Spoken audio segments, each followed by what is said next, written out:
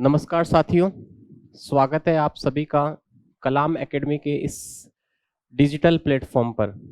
आज इस क्लास में हम समाधान एक श्रृंखला नाम से जो प्रोग्राम चलाया जा रहा है कलाम एकेडमी के द्वारा, उस प्रोग्राम के अंतर्गत हम सेकेंड ग्रेड शिक्षक के लिए जो टास्क आधारित टेस्ट सीरीज आप लोगों के लिए चलाई गई है या चलाई जा रही है, उस टेस्ट सीरीज में जो फिजिकल केमिस्ट्री और ऑर्गेनिक केमिस्ट्री के जो क्वेश्चंस हैं जिनमें आपको डाउट आया उनको डिस्कस करने जा रहे हैं। तो आइएगा, समय को खराब किए बगैर शुरुआत करते हैं आज के इस क्लास की। तो देखिएगा, बात करें अगर अपन क्वेश्चंस की, तो जो क्वेश्चंस अपन को डिस्कस करने हैं उनकी स्लाइड यहाँ पे हमने तैयार कर रखी है। सबसे पहला जो क्वेश्चन है वो माइनर टेस्ट 2 का क्वेश्चन है। निम्न में से कौन सा अतिव्यापन बेंजाइन में अनुपस्थित है? तो सबसे पहले आपको ये पता होना चाहिए कि बेंजाइन क्या होती है। तो बेंजाइन होती है एक अतिरिक्त पाई बंध युक्त बेंजीन को हम बेंजाइन कहते हैं, यानी ऐसी बेंजीन जिसमें एक एक्स्ट्रा पाई बॉन्ड आ जाए उस बेंजीन को बेंजाइन कहा जाता है। यानी हम कह सकते हैं कि एक अतिरिक्त पाई बंध युक्त बेंजीन को बेंजाइन कहते हैं। इसका मतलब बेंजाइन का स्ट्रक्चर कैसा होगा? बेंजाइन का स्ट्रक्चर ऐसा होता है, देखिएगा, ये है आपकी बेंजीन, ये है आपकी बेंजीन, है ना, ये बेंजीन है। इस बेंजीन में यदि हम एक एक्स्ट्रा पाई बॉन्ड लगा दें तो इसको हम क्या कहते हैं? बेंजाइन कहते हैं। ठीक है, तो बेंजाइन को समझने के लिए कि बेंजाइन में कौन कौन सा अतिव्यापन है और कौन सा नहीं है, इसको समझने के लिए पहले अपन बेंजीन की बात करते हैं। और आप जानते हैं कि बेंजीन में प्रत्येक कार्बन का जो संकरण है, बेंजीन में प्रत्येक कार्बन का संकरण है वो sp2 होता है ना। प्रत्येक कार्बन का संकरण क्या होता है? sp2, यानी ये सारे कार्बन sp2 संकरित है। तो यहाँ पर मैं sp2 ऑर्बिटल बना लेता हूँ। तो sp2 ऑर्बिटल कुछ इस प्रकार से अपन बनाएंगे। ये sp2 ऑर्बिटल है, ये देखिएगा इस प्रकार से ना, ये sp2 ऑर्बिटल है और ये रहा sp2 ऑर्बिटल, है ना, इस प्रकार से ये sp2 ऑर्बिटल है। ठीक है, तो यहाँ पे ये कह रहा है ये sp2 ऑर्बिटल है क्योंकि संकरण कार्बन का क्या होता है बताओ? बेंजीन की बात कर रहा हूँ मैं, है ना। किसकी बात कर रहा हूँ? बेंजीन की। अब क्या होता है, बेंजीन से बेंजीन कैसे बनती है? तो बेंजीन से बेंजीन बनने के लिए जो ये sp2 ऑर्बिटल्स आपको दिखाई दे रहे हैं, यहाँ पर पहले क्या था? हाइड्रोजन लगा हुआ था। पहले क्या लगा हुआ था? हाइड्रोजन। यहाँ पर हाइड्रोजन लगा हुआ था, मतलब हाइड्रोजन के s कक्षक ने इस sp2 ऑर्बिटल के साथ ओवरलैपिंग की हुई थी। लेकिन जब अपन बेंजीन से बेंजाइन बनाते हैं, बेंजीन से क्या बनाते हैं? बेंजाइन, तो ये हाइड्रोजन यहाँ से हट जाते हैं, हाइड्रोजन यहाँ से हट जाते हैं और यहाँ पे ट्रिपल बॉन्ड आता है। और वो ट्रिपल बॉन्ड बनता कैसे है? वो बनता है इन दोनों sp2 ऑर्बिटल की ओवरलैपिंग से, है ना। और इस ओवरलैपिंग को अपन कहते हैं लेटरल ओवरलैपिंग, क्योंकि ये पार्ट्स में हो रही है ना, तो इस ओवरलैपिंग को हम कहते हैं लेटरल ओवरलैपिंग। तो ये देखो, ये लेटरल ओवरलैपिंग है ना, इसको हम कहेंगे sp2 लेटरल ओवरलैपिंग। यहाँ पे लिख देता हूँ sp2 लेटरल ओवरलैपिंग। इसका मतलब बेंजाइन में एक ओवरलैपिंग तो कौन सी हो गई? sp2 lateral overlapping. लेटरल का मतलब है समपार्श्विक। तो ये जो दोनों sp2 ऑर्बिटल्स की ये जो लोब्स है ना, ये दोनों आपस में क्या करते हैं? अतिव्यापन करते हैं, और इसको लेटरल अतिव्यापन या समपार्श्विक अतिव्यापन कहा जाता है। ये दोनों p ऑर्बिटल की लोब्स थोड़ी ऐसे मुड़ती है और मुड़ करके क्या करती है? ओवरलैप करती है। ज्यादा बेटर तरीके से इनको अपन मोड़ भी सकते हैं ऐसे, है ना। देखिएगा, आप इनको यहाँ पर बेंड कर सकते हैं ना, तो इसको लेटरल ओवरलैपिंग कहा जाता है। ये जैसे ये है, सॉरी, ये देखो ऐसे, है ना। ये कौन सी ओवरलैपिंग है बताओ? ये लेटरल ओवरलैपिंग है, इसको हम कहते हैं, है ना। ये ऐसे मुड़ जाते हैं, है ना। ये sp2 ऑर्बिटल्स हैं, ये ऐसे मुड़ के कौन सा बॉन्ड बना रहे हैं? एक्स्ट्रा पाई बॉन्ड बना रहे हैं। तो यहाँ पे एक एक्स्ट्रा पाई बॉन्ड बन जाता है ऐसे, ये ऐसे, और इसको हम क्या कहते हैं? बेंजीन कहते हैं। इसका मतलब इसमें sp2 लेटरल ओवरलैपिंग है। क्या इसमें sp2s ओवरलैपिंग है कि नहीं है? बिल्कुल है। तो देखो यहाँ पर हाइड्रोजन है और हाइड्रोजन का जो s ऑर्बिटल है, हाइड्रोजन का जो s ऑर्बिटल है वो इस p ऑर्बिटल के साथ, इस p ऑर्बिटल के साथ बताओ कौन सी ओवरलैपिंग कर रहा है? ये कर रहा है sir sp2s overlapping, sp2s overlapping. इसका मतलब ये भी सही है। क्या इसमें sp2 ऑर्बिट ओवरलैपिंग हो रही है? बिल्कुल हो रही है। देखो ये जो सिग्मा बॉन्ड बन रहा है ना, ये सिग्मा बॉन्ड, ये वाला जो सिग्मा बॉन्ड बन रहा है, ये वाला जो सिग्मा बॉन्ड है वो sp2 ओवरलैपिंग से बन रहा है। अब बात करें sp की, तो इसमें sp नाम का कोई ओवरलैपिंग, इसमें कोई किसी प्रकार का sp प्रकार का कोई ओवरलैपिंग इसके अंदर नहीं है, क्योंकि यहाँ पे आप देख रहे हैं कोई sp ऑर्बिटल नहीं है। तो बहुत इजी सा क्वेश्चन है, इतना दिमाग मैंने तो पूरा समझाया आपको, ध्यान रखना है। सीधा सा क्वेश्चन का आंसर जा रहा है, क्या इसमें sp संकरित कक्षक है क्या? क्या sp संकरित कार्बन या कोई एटम है क्या इसके अंदर? नहीं है। तो sp ओवरलैपिंग नहीं है। इसमें sp2 लेटरल है जिससे अतिरिक्त बाई बॉन्ड बना है, sp2 ओवरलैपिंग है ये वाली, इससे कौन सा बॉन्ड बना है बताओ? इससे सिग्मा बॉन्ड बना है ना। sp2s ओवरलैपिंग से हाइड्रोजन कनेक्टेड हुआ है, इसका मतलब इसमें कौन सी ओवरलैपिंग नहीं है बताओ? इसमें sp ओवरलैपिंग नहीं है। आई होप ये क्वेश्चन समझ में आया होगा। तो आप इसका आंसर ध्यान रखें, क्या पता एग्जाम में क्वेश्चन पूछ लिया जाए। अगला क्वेश्चन है, निम्न में से किस यौगिक में अंतः आणविक हाइड्रोजन बंध नहीं पाया जाता? है ना, अंतः आणविक हाइड्रोजन बॉन्ड होता है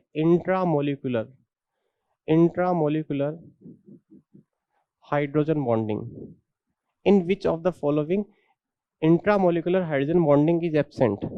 तो देखिएगा, सबसे पहले बात करें अपन ऑर्थो हाइड्रोक्सी बेंजल्डिहाइड की, तो ऑर्थो हाइड्रोक्सी बेंजल्डिहाइड का ये फॉर्मूला होता है, this is the formula of benzaldehyde, और ये लगा दिया अपन ने OH। तो आप यहाँ पर देख रहे हैं इस ऑक्सीजन और हाइड्रोजन के बीच में इंट्रामोलिकुलर हाइड्रोजन बॉन्डिंग हो जाएगी। इंट्रामोलिकुलर हाइड्रोजन बॉन्डिंग का मतलब होता है एक ही मॉलिक्यूल में होने वाली हाइड्रोजन बॉन्डिंग को हम इंट्रामोलिकुलर हाइड्रोजन बॉन्डिंग कहते हैं। और दो मॉलिक्यूल्स के बीच अगर हाइड्रोजन बॉन्डिंग हो रही है तो उसे इंटरमोलिकुलर हाइड्रोजन बॉन्डिंग कहा जाता है। तो यहाँ पे ये हाइड्रोजन इस ऑक्सीजन के साथ में इंट्रामोलिकुलर हाइड्रोजन बॉन्डिंग करेगा। ऑर्थोनाइट्रोफिनॉल, तो बिल्कुल ऑर्थोनाइट्रोफिनॉल में भी इंट्रामोलिकुलर हाइड्रोजन बॉन्डिंग है। इंट्रामोलिकुलर क्या है? Hydrogen bonding. ये देखो, this is the formula of orthonitrophenol, है ना। ऑर्थो पे क्या लगा हुआ है? NO2 और ये OH। तो this is the formula of orthonitrophenol. और इसमें भी आप देख रहे हैं ये हाइड्रोजन और ये ऑक्सीजन आपस में क्या करेंगे बताओ? हाइड्रोजन बॉन्डिंग करेंगे, और इसे हम कहेंगे इंट्रामोलिकुलर हाइड्रोजन बॉन्डिंग। हम बात करें क्लोरेल हाइड्रेट की, तो क्लोरेल हाइड्रेट का फॉर्मूला क्या होता है वो आपको पता होना चाहिए, Cl3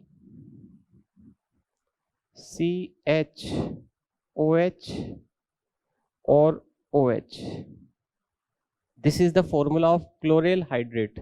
और एक बात करें अपन बोरिक एसिड की, तो बोरिक एसिड का फॉर्मूला होता है BOH OH और OH, this is the formula of boric acid. अब देखिएगा, अगर हम बात करें क्लोरेल हाइड्रेट की, तो क्लोरेल हाइड्रेट में क्या होता है? ये जो क्लोरीन है वो इस हाइड्रोजन के साथ में, ये जो क्लोरीन है वो इस हाइड्रोजन के साथ में एक अट्रैक्शन फोर्स लगाता है। हालांकि हम जानते हैं कि फ्लोरीन, ऑक्सीजन और नाइट्रोजन एटम ही हाइड्रोजन के साथ हाइड्रोजन बॉन्डिंग करते हैं, आपने पढ़ा होगा इनऑर्गेनिक केमिस्ट्री में। वैसे हाइड्रोजन बॉन्डिंग वाला जो टॉपिक है वो वैसे इनऑर्गेनिक केमिस्ट्री का, लेकिन अपने ऑर्गेनिक के नाम आ रहे हैं इसमें, तो मैं आपको ये करवा रहा हूँ। वैसे हम पढ़ते हैं कि हाइड्रोजन बॉन्डिंग फ्लोरीन, ऑक्सीजन और नाइट्रोजन के उपस्थित होने पर ही होती है, लेकिन क्लोरेल हाइड्रेट इसका एक विशेष एग्जाम्पल है जिसमें क्लोरीन भी क्या बनाता है? हाइड्रोजन बॉन्डिंग बनाता है। ये बात आपको याद रखनी है ना। ये क्लोरीन इस हाइड्रोजन के साथ में जो अट्रैक्शन फोर्स लगा रहा है, इसको भी हाइड्रोजन बॉन्डिंग बोला गया है। दिस इज हाइड्रोजन बॉन्डिंग, है ना, दिस इज हाइड्रोजन बॉन्डिंग। और ये हाइड्रोजन बॉन्डिंग कैसी है बताओ? इंटर है कि इंट्रा है? सर ये इंट्रा है। क्लोरेल हाइड्रेट में एक कार्बन पर 2 OH स्टेबल इसी हाइड्रोजन बॉन्डिंग की वजह से होती है। हम जनरली पढ़ते हैं कि एक कार्बन पर 2 OH स्टेबल नहीं होते हैं, लेकिन स्टूडेंट्स ध्यान रखिएगा, क्लोरेल हाइड्रेट में इंट्रामोलिकुलर हाइड्रोजन बॉन्डिंग है और इसमें एक कार्बन पर 2 OH भी क्या है, स्टेबल है।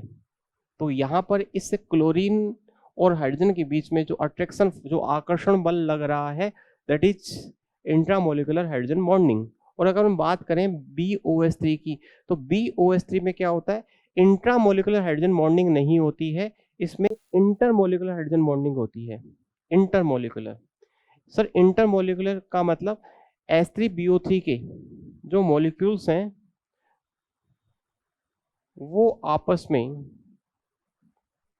एक ही मॉलिक्यूल में नहीं होती, क्योंकि ये OH है ये दूर दूर होते हैं, है ना, ये तीनों OH जो हैं वो दूर दूर होते हैं, तो ये इसके साथ हाइड्रोजन बॉन्डिंग नहीं कर पाता। हालांकि कायदा बनता है कि ये H इस O के साथ हाइड्रोजन बॉन्डिंग करे, but this is not true, है ना। आपको याद रखना है कि बोरिक एसिड में ये तीनों OH, है ना, डिस्टेंस इनके बीच में क्या होती है, ज्यादा होती है, जिस कारण से इनमें इंट्रामोलिकुलर हाइड्रोजन बॉन्डिंग नहीं होती, इनमें इंटरमोलिकुलर होती है। जैसे मैं एक और BOH3 इधर बना लूं, तो ये वाला हाइड्रोजन जो है वो इस ऑक्सीजन के साथ हाइड्रोजन बॉन्डिंग करेगा, ये इधर करेगा, ये इधर करेगा, ये इधर करेगा, ऐसे हाइड्रोजन बॉन्डिंग बनाएगा। तो इसमें इंटरमोलिकुलर होती है, ना कि इंट्रामोलिकुलर।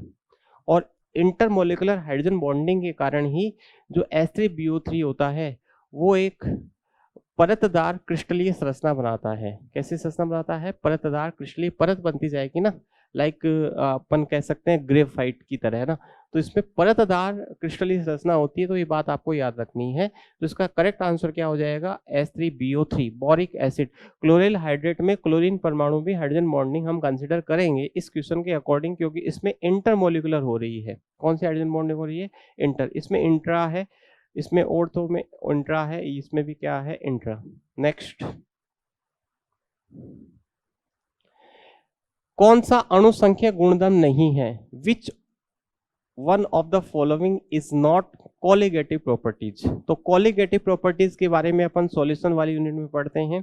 किसी विलयन के वे गुणधर्म जिनके मान विलयन में उपस्थित विलय के कणों की आपेक्षिक संख्या पर निर्भर करते हैं, ना कि विलय की प्रकृति पर, उनको हम क्या कहते हैं, अणुसंख्यकी गुणधर्म या कोलिगेटिव प्रॉपर्टीज कहते हैं। Colligative properties are those properties of any solution which depends upon a number of relative number of particles of solute, not depends upon the nature of solute, are known as colligative properties। ये 4 type की होती है।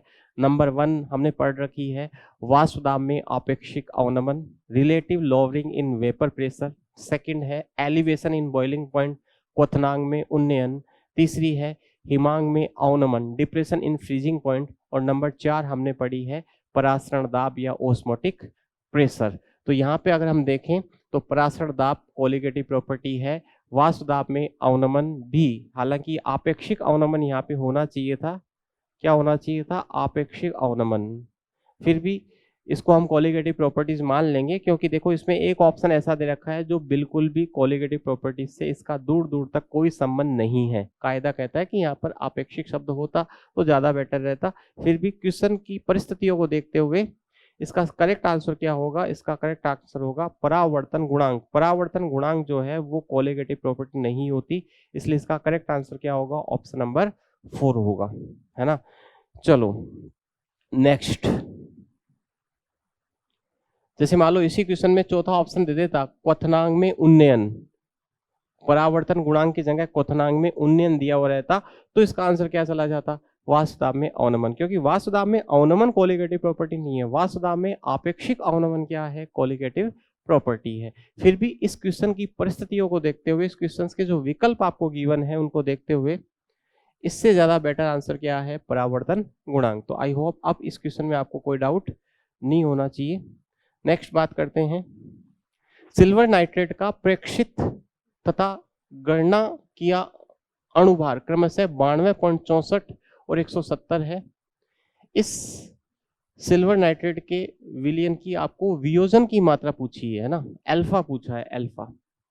वापस से सुनिएगा, silver nitrate का प्रेक्षित, प्रेक्षित का मतलब होता है इंग्लिश में कहते हैं ऑब्जर्व्ड, ऑब्जर्व्ड वेपर प्रेशर, यानी हम इसको कहेंगे प्रायोगिक अणुभार, है ना, प्रायोगिक अणुभार, या इसको हम कहेंगे असामान्य मोलर द्रव्यमान। क्या कहेंगे? असामान्य मोलर द्रव्यमान। और एक गणना द्वारा, मतलब कैलकुलेटेड आपको मोलिकुलर वेट गिवन है, सिल्वर नाइट्रेट के वियोजन की मात्रा आपसे पूछी है, मींस अल्फा पूछा है। तो अल्फा ज्ञात करने के लिए हमारे पास एक फॉर्मूला होता है ना, हम पढ़ते हैं कि I इज इक्वल टू होता है 1 minus alpha plus N alpha. ये पढ़ा होगा आपने। I इज इक्वल टू क्या होता है? 1 minus alpha plus N alpha. तो यहां से है ना अपन को अल्फा कैलकुलेट करना है, तो इस फॉर्मूले से अगर आप अल्फा निकालोगे तो अल्फा बराबर आएगा I minus 1 divided by N minus 1, है ना। तो ये अल्फा का क्या है? फॉर्मूला है। तो आपको याद रखना है, जब भी आपसे अल्फा पूछे, है ना, वियोजन की मात्रा पूछे, तो फॉर्मूला होगा alpha is equal to I minus 1 divided by N minus 1। ठीक है। जहां पे I क्या है? I होता है want of coefficient, want of गुणांक होता है। N क्या होता है? N होता है नंबर ऑफ आयंस, जो उस आपका जो कंपाउंड आपको गिवन है वो वाटर में डिजोल्व होकर के कितने आयंस बनाता है। तो पहले अपन को I निकालना पड़ेगा। तो I निकालने का तरीका हम पढ़ते हैं। I इज इक्वल टू होता है सामान्य मोलर द्रव्यमान, हम कहेंगे normal molar mass, normal molar mass, normal molar mass divided by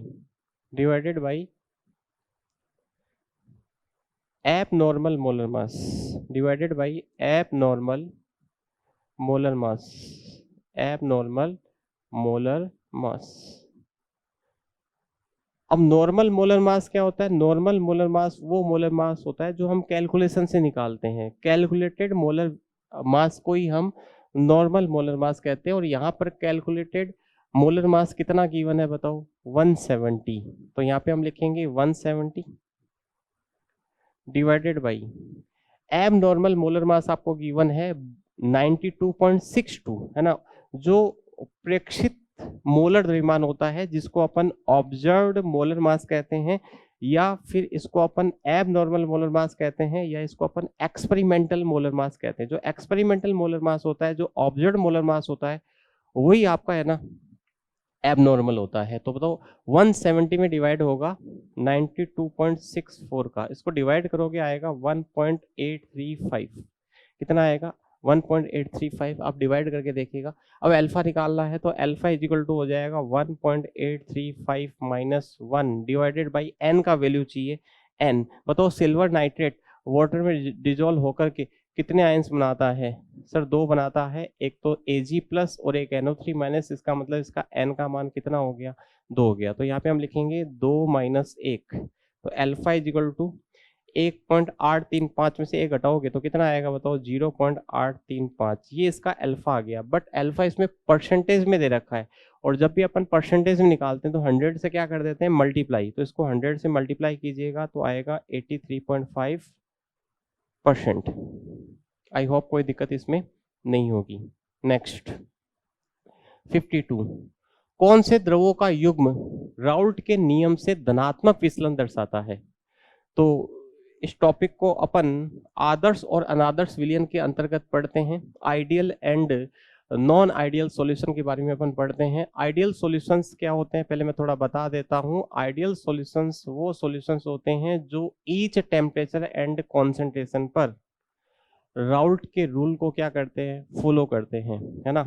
वे विलयन जो सभी ताप एवं सांद्रताओं पर राउल्ट के नियम की पालना करते हैं, उनको कहा जाता है आदर्श विलयन। इस प्रकार के विलयन का जो प्रेक्षित वाष्प दाब होता है वो परिकलित वाष्प दाब के क्या होता है? बराबर।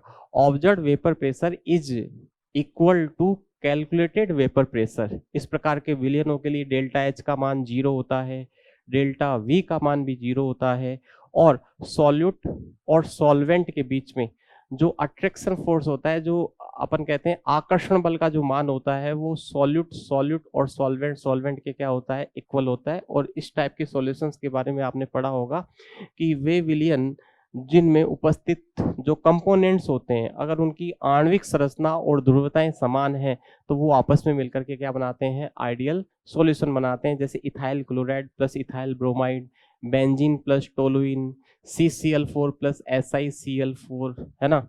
इसी प्रकार से अपन कह सकते हैं जैसे N hexane plus N heptane, जिनकी मॉलिक्यूलर स्ट्रक्चर्स और जिनकी पोलरिटी सेम होती है वो आइडियल सॉल्यूशन बनाते हैं।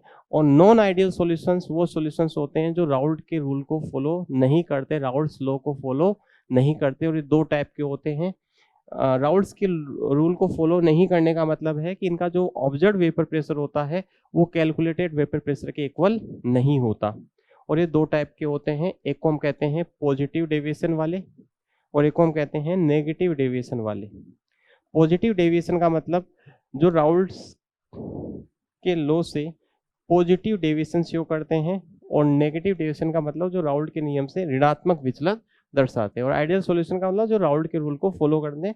आइडियल सॉल्यूशन के एग्जांपल्स आप ध्यान रखिएगा, मैंने आपको बताया जिनकी पोलरिटी सेम हो और जिनका मॉलिक्यूलर स्ट्रक्चर सेम हो, जैसे benzene plus toluene, CCl4 plus SiCl4, है ना। इनकी देखिएगा मॉलिक्यूलर स्ट्रक्चर सेम है। जैसे मैं बताऊं आपको इधर CCl4 प्लस SiCl4, ये आइडियल सॉल्यूशन है। दोनों की मॉलिक्यूलर स्ट्रक्चर सेम है ना, और दोनों की पोलरिटी भी क्या है, सेम है। बेंजीन प्लस टोलुइन दोनों की मॉलिक्यूलर स्ट्रक्चर सेम है और दोनों की पोलरिटी भी क्या है, सेम है।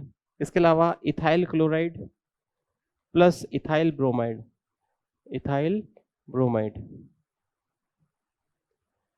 है ना। ये जो एग्जाम्पल्स मैंने आपके सामने लिखे हैं, इस तरह के जो एग्जाम्पल्स होते हैं वो किस में आते हैं, आइडियल सॉल्यूशन में आते हैं। पॉजिटिव और नेगेटिव डेविएशन की बात करें तो पॉजिटिव डेविएशन का मतलब होता है कि इस प्रकार के विलयन का जो ऑब्जर्व वेपर प्रेशर होता है वो कैलकुलेटेड वेपर प्रेशर से क्या होता है, ज्यादा। और इस प्रकार के सॉल्यूशंस का जो ऑब्जर्व वेपर प्रेशर होता है वो कैलकुलेटेड वेपर प्रेशर से क्या होता है, कम होता है ना। इनका ऑब्जर्व ज्यादा होता है, इनका ऑब्जर्व क्या होता है, कम होता है। इनके लिए डेल्टा एच पॉजिटिव होता है, इनके लिए डेल्टा एच क्या होता है, नेगेटिव। इनका डेल्टा वी पॉजिटिव होता है, इनका डेल्टा वी क्या होता है, नेगेटिव। तो हमें इतना डिटेल में नहीं पढ़ना, हमें केवल इस क्वेश्चन का आंसर जानना है कि क्या होना चाहिए और कैसे होना चाहिए। तो देखिएगा आपको एक बात ध्यान रखनी है कि पॉजिटिव डेविएशन कौन से सॉल्यूशन शो करेंगे। पॉजिटिव डेविएशन वो सॉल्यूशन शो करते हैं जिनमें सॉल्यूट और सॉल्वेंट के मध्य जो अट्रैक्शन फोर्स होता है, सॉल्यूट को हम अगर A बोले और सॉल्वेंट को यदि हम B बोले, तो सॉल्यूट और सॉल्वेंट के मध्य लगने वाला, सॉल्यूट के पार्टिकल्स और सॉल्वेंट के पार्टिकल्स के बीच में लगने वाला जो अट्रैक्शन फोर्स है वो अगर सॉल्यूट एंड सॉल्वेंट से कम है तो वो राउल्ट्स के लॉ से ना पॉजिटिव डेविएशन शो करते हैं। और ये अट्रैक्शन फोर्स अगर ज्यादा लग रहा है तो वो नेगेटिव डेविएशन शो करते हैं। ठीक है, ये बात आपने पढ़ रखी होगी। अब देखिएगा आपको एक बात ध्यान रखनी, इस टाइप का क्वेश्चन सॉल्व करने के लिए एक छोटा सा तरीका मैं आपको बता देता हूँ, क्योंकि हमें जनरली अनुमान नहीं लग पाता कि अट्रैक्शन फोर्स ज्यादा है या नहीं। हालांकि इसलिए ना हमें एक तरीका ध्यान रखना है कि जो एसिड वाले होते हैं, अगर एक कंपोनेंट एसिड है तो वो नेगेटिव डेविएशन शो करेगा, और एक कंपोनेंट अगर अल्कोहल है तो जनरली बता रहा हूं आपका क्वेश्चन सॉल्व हो जाएगा। अल्कोहल वाले जो सॉल्यूशन होते हैं वो जनरली पॉजिटिव डेविएशन शो करते हैं और एसिड वाले क्या करते हैं, नेगेटिव डेविएशन। जैसे मैं बात करूं अल्कोहल वाले की, जैसे मैंने लिखा CH3OH प्लस वाटर, यहाँ पर क्या होता है, मेथेनॉल और वाटर के मध्य जो अट्रैक्शन फोर्स होता है जिसको अपना हाइड्रोजन बॉन्डिंग कहते हैं, वो हाइड्रोजन बॉन्डिंग जो है वो मेथेनॉल और वाटर के बीच में होने वाले हाइड्रोजन बॉन्डिंग से वीक होती है। इस वजह से ये क्या करते हैं, पॉजिटिव डेविएशन शो करते हैं। तो मैं आपको याद रखने का तरीका बता रहा हूँ, इस तरीके से ना लगभग क्वेश्चन सॉल्व हो जाता है, आपको ज्यादा मेहनत नहीं करनी पड़ती है। तो मेथेनॉल प्लस वाटर है, एथेनॉल प्लस वाटर है, तो अल्कोहल वाले जो सॉल्यूशन होते हैं वो आपको ना पॉजिटिव डेविएशन में देखने को मिलेंगे। जबकि एसिड वाले जो होते हैं ना, जिनमें एसिड हो, जैसे HCl प्लस वाटर, यहाँ पर क्या होता है, HCl और वाटर के बीच में जो अट्रैक्शन फोर्स लग रहा है, वो ज्यादा है कंपैरिजन में किसके, HCl के और वाटर के। तो यहाँ पर जो ये HCl प्लस H2O है, HNO3 प्लस H2O है, ये है ना, ये नेगेटिव डेविएशन शो करते हैं, है ना। इसके बाद में आपको याद रखना है CCl4 अगर है ना, अगर एक पार्ट CCl4 है तो वो पॉजिटिव डेविएशन शो करेगा, और एक पार्ट अगर CHCl3 है तो वो नेगेटिव डेविएशन शो करेगा, है ना। तो CCl4 वाला पॉजिटिव और CHCl3 वाला नेगेटिव। अगर दोनों साथ में आ गए तो फिर आप उसको ना पॉजिटिव डेविएशन में डालोगे, दोनों साथ आ गए तो उसको आप किस में डालोगे, पॉजिटिव डेविएशन में। CCl4 वाला बताओ क्या शो करता है सर, CCl4 वाला शो करता है पॉजिटिव डेविएशन, और क्लोरोफॉर्म वाला शो करता है नेगेटिव डेविएशन। लेकिन CCl4 और क्लोरोफॉर्म दोनों साथ आ गए तो अकॉर्डिंग टू CCl4 आपको आंसर लगाना है, मींस वो पॉजिटिव डेविएशन के अंदर आएगा। इसके अलावा एसीटोन प्लस CH2 इसमें याद रख लेना आप एक, और इधर है ना एसीटोन प्लस एनिलीन याद रख लेना, एसीटोन प्लस एनिलीन। तो आपने क्या देखा, मैंने आपको बताया कि अल्कोहल वाले पॉजिटिव शो करते हैं और एसिड वाले नेगेटिव शो करते हैं। CCl4 वाले पॉजिटिव, CHCl3 वाले नेगेटिव। CCl4 और CHCl3 दोनों आ जाए तो बताओ आप किसके अकॉर्डिंग आंसर लगाओगे, आप आंसर लगाओगे पॉजिटिव डेविएशन के अकॉर्डिंग। तो अब यहाँ पे अगर हम देखें, देखो इसमें एसिड आ रहा है, इसका वाले नेगेटिव डेविएशन शो करेगा, इसमें मेथेनॉल आ रहा है, इसका वाले ये पॉजिटिव डेविएशन शो करेगा, इसमें देखो HCl आ गया, इसका वाले ये पॉजिटिव डेविएशन शो करेगा, और सॉरी नेगेटिव, है ना। एसिड वाला क्या करता है, नेगेटिव, और एसीटोन प्लस क्लोरोफॉर्म आ गया, और क्लोरोफॉर्म वाला बताओ, मैंने आपको क्या बताया, क्लोरोफॉर्म वाला क्या शो करता है बताओ, नेगेटिव। तो नेगेटिव नेगेटिव नेगेटिव, इसका करेक्ट आंसर क्या हो जाएगा, बेंजीन प्लस मेथेनॉल। एक बार वापस से सुन लेगा, अगर one of the component is alcohol तो ये positive deviation, one of the component is acid तो ये नेगेटिव डेविएशन। पहली बात ये याद रखनी है। दूसरी बात, one of the component is CCl4 positive, chloroform हो तो नेगेटिव, दोनों साथ आ जाए तो CCl4 के अकॉर्डिंग पॉजिटिव बताना है, जैसे CCl4 प्लस क्लोरोफॉर्म, ठीक है। और एक याद रखना है, एसीटोन के साथ अगर कार्बन डाइसल्फाइड दे रखा हो तो पॉजिटिव, और एसीटोन के साथ एनिलीन दे रखा है तो नेगेटिव। देखो ये तरीका याद रखोगे तो जनरली आपका जो क्वेश्चन है उसमें आप काट करके क्वेश्चन को सॉल्व, विकल्पों को काट करके क्वेश्चन को सॉल्व आप आसानी से कर सकते हैं। नेक्स्ट देखिएगा, आर्हेनियस समीकरण को लिखा जा सकता है। तो एक्चुअल में ये जो समीकरण आपको यहाँ पे गिवन है ऑप्शंस में, ये आपसे ना आर्हेनियस समीकरण का अवकल रूप पूछना चल रहा है। तो आर्हेनियस समीकरण का अवकल रूप जो होता है वो होता है d/dt ln k is equal two plus EA/RT²। आप इस इक्वेशन को डिराइव भी कर सकते हैं, और मैं आपको सलाह दूंगा कि आप इसको डायरेक्ट याद रख लें, हालांकि मैं इसको डिराइव करके आपको बता दूंगा, बट आई एडवाइज यू कि आप इसको डायरेक्टली क्या करें, याद करें। d/dt ln k is equal two plus EA/RT², ये पूछी जा सकती है ना। तो इसको मैं थोड़ा बता देता हूँ कि इक्वेशन आई कैसे। तो सबसे पहली बात आपको है ना आर्हेनियस की जो इक्वेशन है ना वो पता होनी चाहिए। तो आर्हेनियस इक्वेशन होती है students, k is equal to होता है AE की पावर माइनस EA/RT। ये क्या है बताओ, आर्हेनियस इक्वेशन है। अब इस आर्हेनियस इक्वेशन का अगर मैं लोग ले लूं तो हम लिखेंगे ln k is equal to ln A। बताओ जो मल्टीप्लाई का साइन होता है वो किस में चेंज हो जाता है, प्लस में, तो प्लस ln E की पावर माइनस EA/RT, ठीक है। इसको हम लिख सकते हैं ln k is equal to ln A, बताओ पावर कहाँ आ जाती है आगे, माइनस EA/RT, उधर बच जाएगा ln E, और ln E की जो वैल्यू होती है, इधर क्या बच गया बताओ, ln E बच गया, और ln A की वैल्यू है ना वो 1 होती है।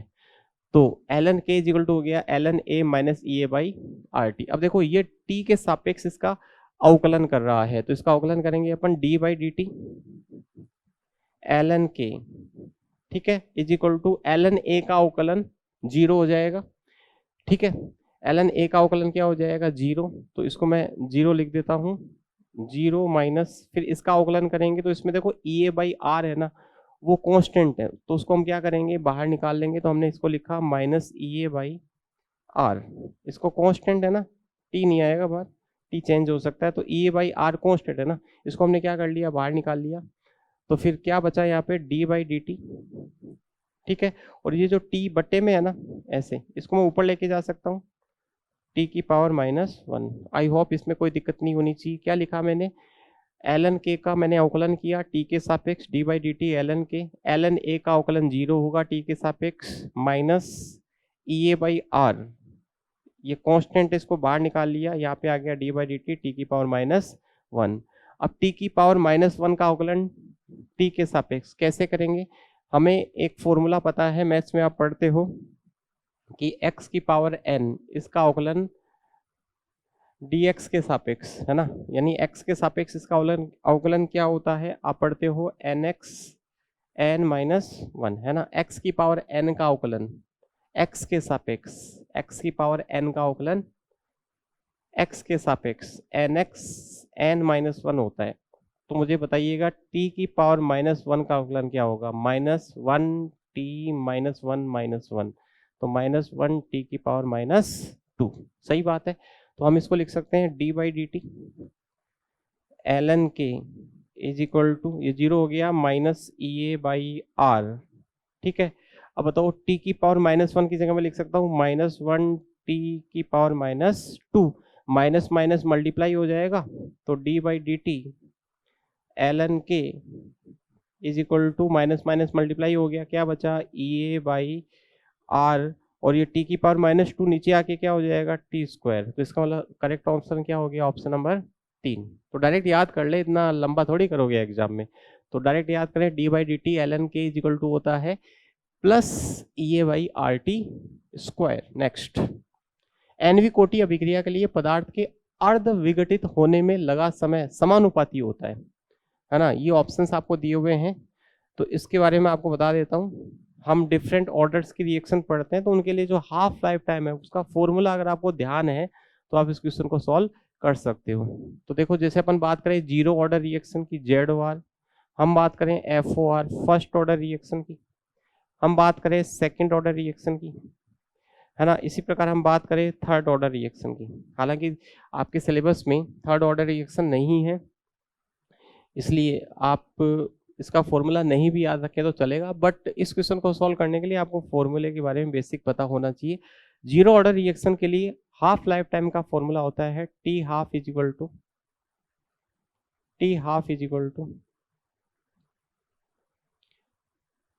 a by 2k। इसका मतलब इसका जो टी हाफ है वो a की पावर 1 के क्या हो गया, डायरेक्टली प्रोपोर्शनल। सही बात है। तो जब ऑर्डर 0 है यानी n का मान 0 है, तो पावर देखो कितनी आई, 1 आई। पावर कितनी आई बताओ, 1 आई। ठीक है, FOR की बात करें, इसके लिए n का मान कितना सर, इसके लिए n का मान 1 है ना। ऑर्डर ऑफ रिएक्शन इज 1, तो इसके लिए टी हाफ आप पढ़ते हैं, टी हाफ होता है सर 0.693 बाई के, 0.693 बाई के। तो इसके फॉर्मूले में स्मॉल a आई नहीं रहा, स्मॉल a क्या होता है, स्मॉल a होता है इनिशियल कॉन्सेंट्रेशन ऑफ रिएक्टेंट। तो बताओ टी हाफ समानुपाती a की पावर कितना हो गया, 0। तो n का मान 1 है, तो पावर कितनी आ रही है बताओ, 0 आ रही है। सेकेंड ऑर्डर रिएक्शन के लिए टी हाफ होता है 1 बाई ए के, 1 बाई ए के का मतलब हो गया टी हाफ समानुपाती हो गया a की पावर -1 के, a की पावर -1 के। तो n का मान कितना है बताओ, n का मान है सेकेंड ऑर्डर रिएक्शन के लिए 2, और 2 है तो पावर कितनी आ रही है बताओ, -1 आ रही है। और थर्ड ऑर्डर रिएक्शन के लिए टी हाफ होता है 3/2 a स्क्वायर के, 3/2 a स्क्वायर के। तो टी हाफ समानुपाती हो गया a की पावर -2 के, जबकि लिए n का मान कितना है, इसके लिए 3 है। तो अब आप दिमाग लगाइएगा कि इनमें से कौन सा ऑप्शन सही होना चाहिए। तो देखिएगा, जब अपन इन रिलेशनशिप को देखते हैं तो हम यहाँ से एक कंक्लूजन निकाल सकते हैं कि टी हाफ की जो वैल्यू है वो इनिशियल कॉन्सेंट्रेशन ऑफ रिएक्टेंट की पावर 1 माइनस n के डायरेक्टली प्रोपोर्शनल होती है। कैसे सर, देखो n का मान 0 रखो इसमें, तो 1 माइनस 0 इज इक्वल टू कितना हो गया, 1 हो गया। इसमें n का मान 1 रखो तो 1 माइनस 1 कितना हो गया बताओ, 0। सेकेंड ऑर्डर के लिए 2 रखो तो 1 माइनस 2 -1 हो गया। और थर्ड ऑर्डर रिएक्शन के लिए 1 माइनस 3 लिखो तो बताओ कितना हो गया, -2। इसका मतलब इस क्वेश्चन का सही आंसर क्या होना चाहिए, a की पावर 1 माइनस एन। तो आप इसको डायरेक्ट याद रख सकते हैं कि किसी भी ऑर्डर के रिएक्शन का जो हाफ लाइफ टाइम होता है वो उस रिएक्शन में जो रिएक्टेंट है उसकी इनिशियल कॉन्सेंट्रेशन की पावर 1 माइनस एन के डायरेक्टली क्या होता है, प्रोपोर्शनल होता है। आई होप ये क्वेश्चन आपको समझ में आया होगा। मैंने आपको प्रॉपर बताया है कि आया कैसे, डायरेक्ट याद रख सकते हैं कि T half is directly proportional to the 1 minus nth power of initial concentration of reactant. Thank you. आगे देखिएगा, नेक्स्ट क्वेश्चन की बात करें। द्वितीय कोटि की अभिक्रिया के लिए वेग का मात्रक पूछा है ना, वेग का मात्रक। देखो एक तो होता है वेग का मात्रक, एक होता है वेग स्थिरांक का मात्रक। वेग स्थिरांक का जो मात्रक होता है वो अभिक्रिया की कोटि पर निर्भर करता है, लेकिन अभिक्रिया के वेग का मात्रक, अभिक्रिया के वेग का मात्रक अभिक्रिया की कोटि पर निर्भर नहीं करता। हम ये पढ़ते हैं कि अभिक्रिया का जो वेग होता है, अभिक्रिया का जो वेग होता है वो होता है सांद्रता में परिवर्तन। सांद्रता में परिवर्तन मीन्स डेल्टा सी बटा डेल्टा टी, सांद्रता में परिवर्तन बटा समय में परिवर्तन। सही बात है, ये पढ़ते हैं अपन, सांद्रता में परिवर्तन बटा समय में परिवर्तन। सांद्रता में परिवर्तन अभिकारकों के लिए नेगेटिव होता है और उत्पादों के लिए पॉजिटिव होता है। इसका मतलब वेग का मात्रक, अभिक्रिया के वेग का मात्रक हमेशा फिक्स होगा। ऊपर आएगा सांद्रता का मात्रक मोल पर लीटर, मोल पर लीटर, मोल पर लीटर, और नीचे आएगा समय का मात्रक, समय का मात्रक सेकंड होता है तो सेकंड इनवर्स, सेकंड इनवर्स। तो मुझे एक बात बताइएगा, वेग का मात्रक पूछ रहा है, वेग स्थिरांक का जो मात्रक होता है ना, वेग स्थिरांक अलग चीज है। वेग स्थिरांक का मात्रक अभिक्रिया कोटि पर निर्भर करता है, और इसके लिए आप फॉर्मूला यूज करते हो mole 1 minus N, litre n minus 1 second inverse, है ना, जहां n क्या है, ऑर्डर ऑफ रिएक्शन। तो क्या आपसे वेग नियतांक का मात्रक पूछा है? नहीं, है ना, आपको कंफ्यूज किया गया है। आपको अगले ने कहा कि द्वितीय कोटि की अभिक्रिया के लिए वेग का मात्रक ज्ञात करो, तो आपने क्या किया होगा, आपने किया होगा वेग का मात्रक, और द्वितीय कोटि की अभिक्रिया देखी होगी तो n का मान 2 यूज किया होगा, और 2 यूज किया होगा इस फॉर्मूले में रख दिया होगा, 1 माइनस 2, 2 माइनस 1 सेकेंड इनवर्स आपने लगाया होगा, तो आपका आंसर आया होगा ई वाला। तो ये नहीं होगा। अगर वेग नियतांक का मात्रक पूछता ना तो ये आंसर होता है इसका। वेग का मात्रक कोटि पर निर्भर नहीं करता है, किसी भी कोटि की अभिक्रिया के लिए अभिक्रिया के वेग का मात्रक हमेशा फिक्स होगा, मोल पर लीटर पर सेकेंड। तो करेक्ट आंसर होगा ऑप्शन नंबर 2।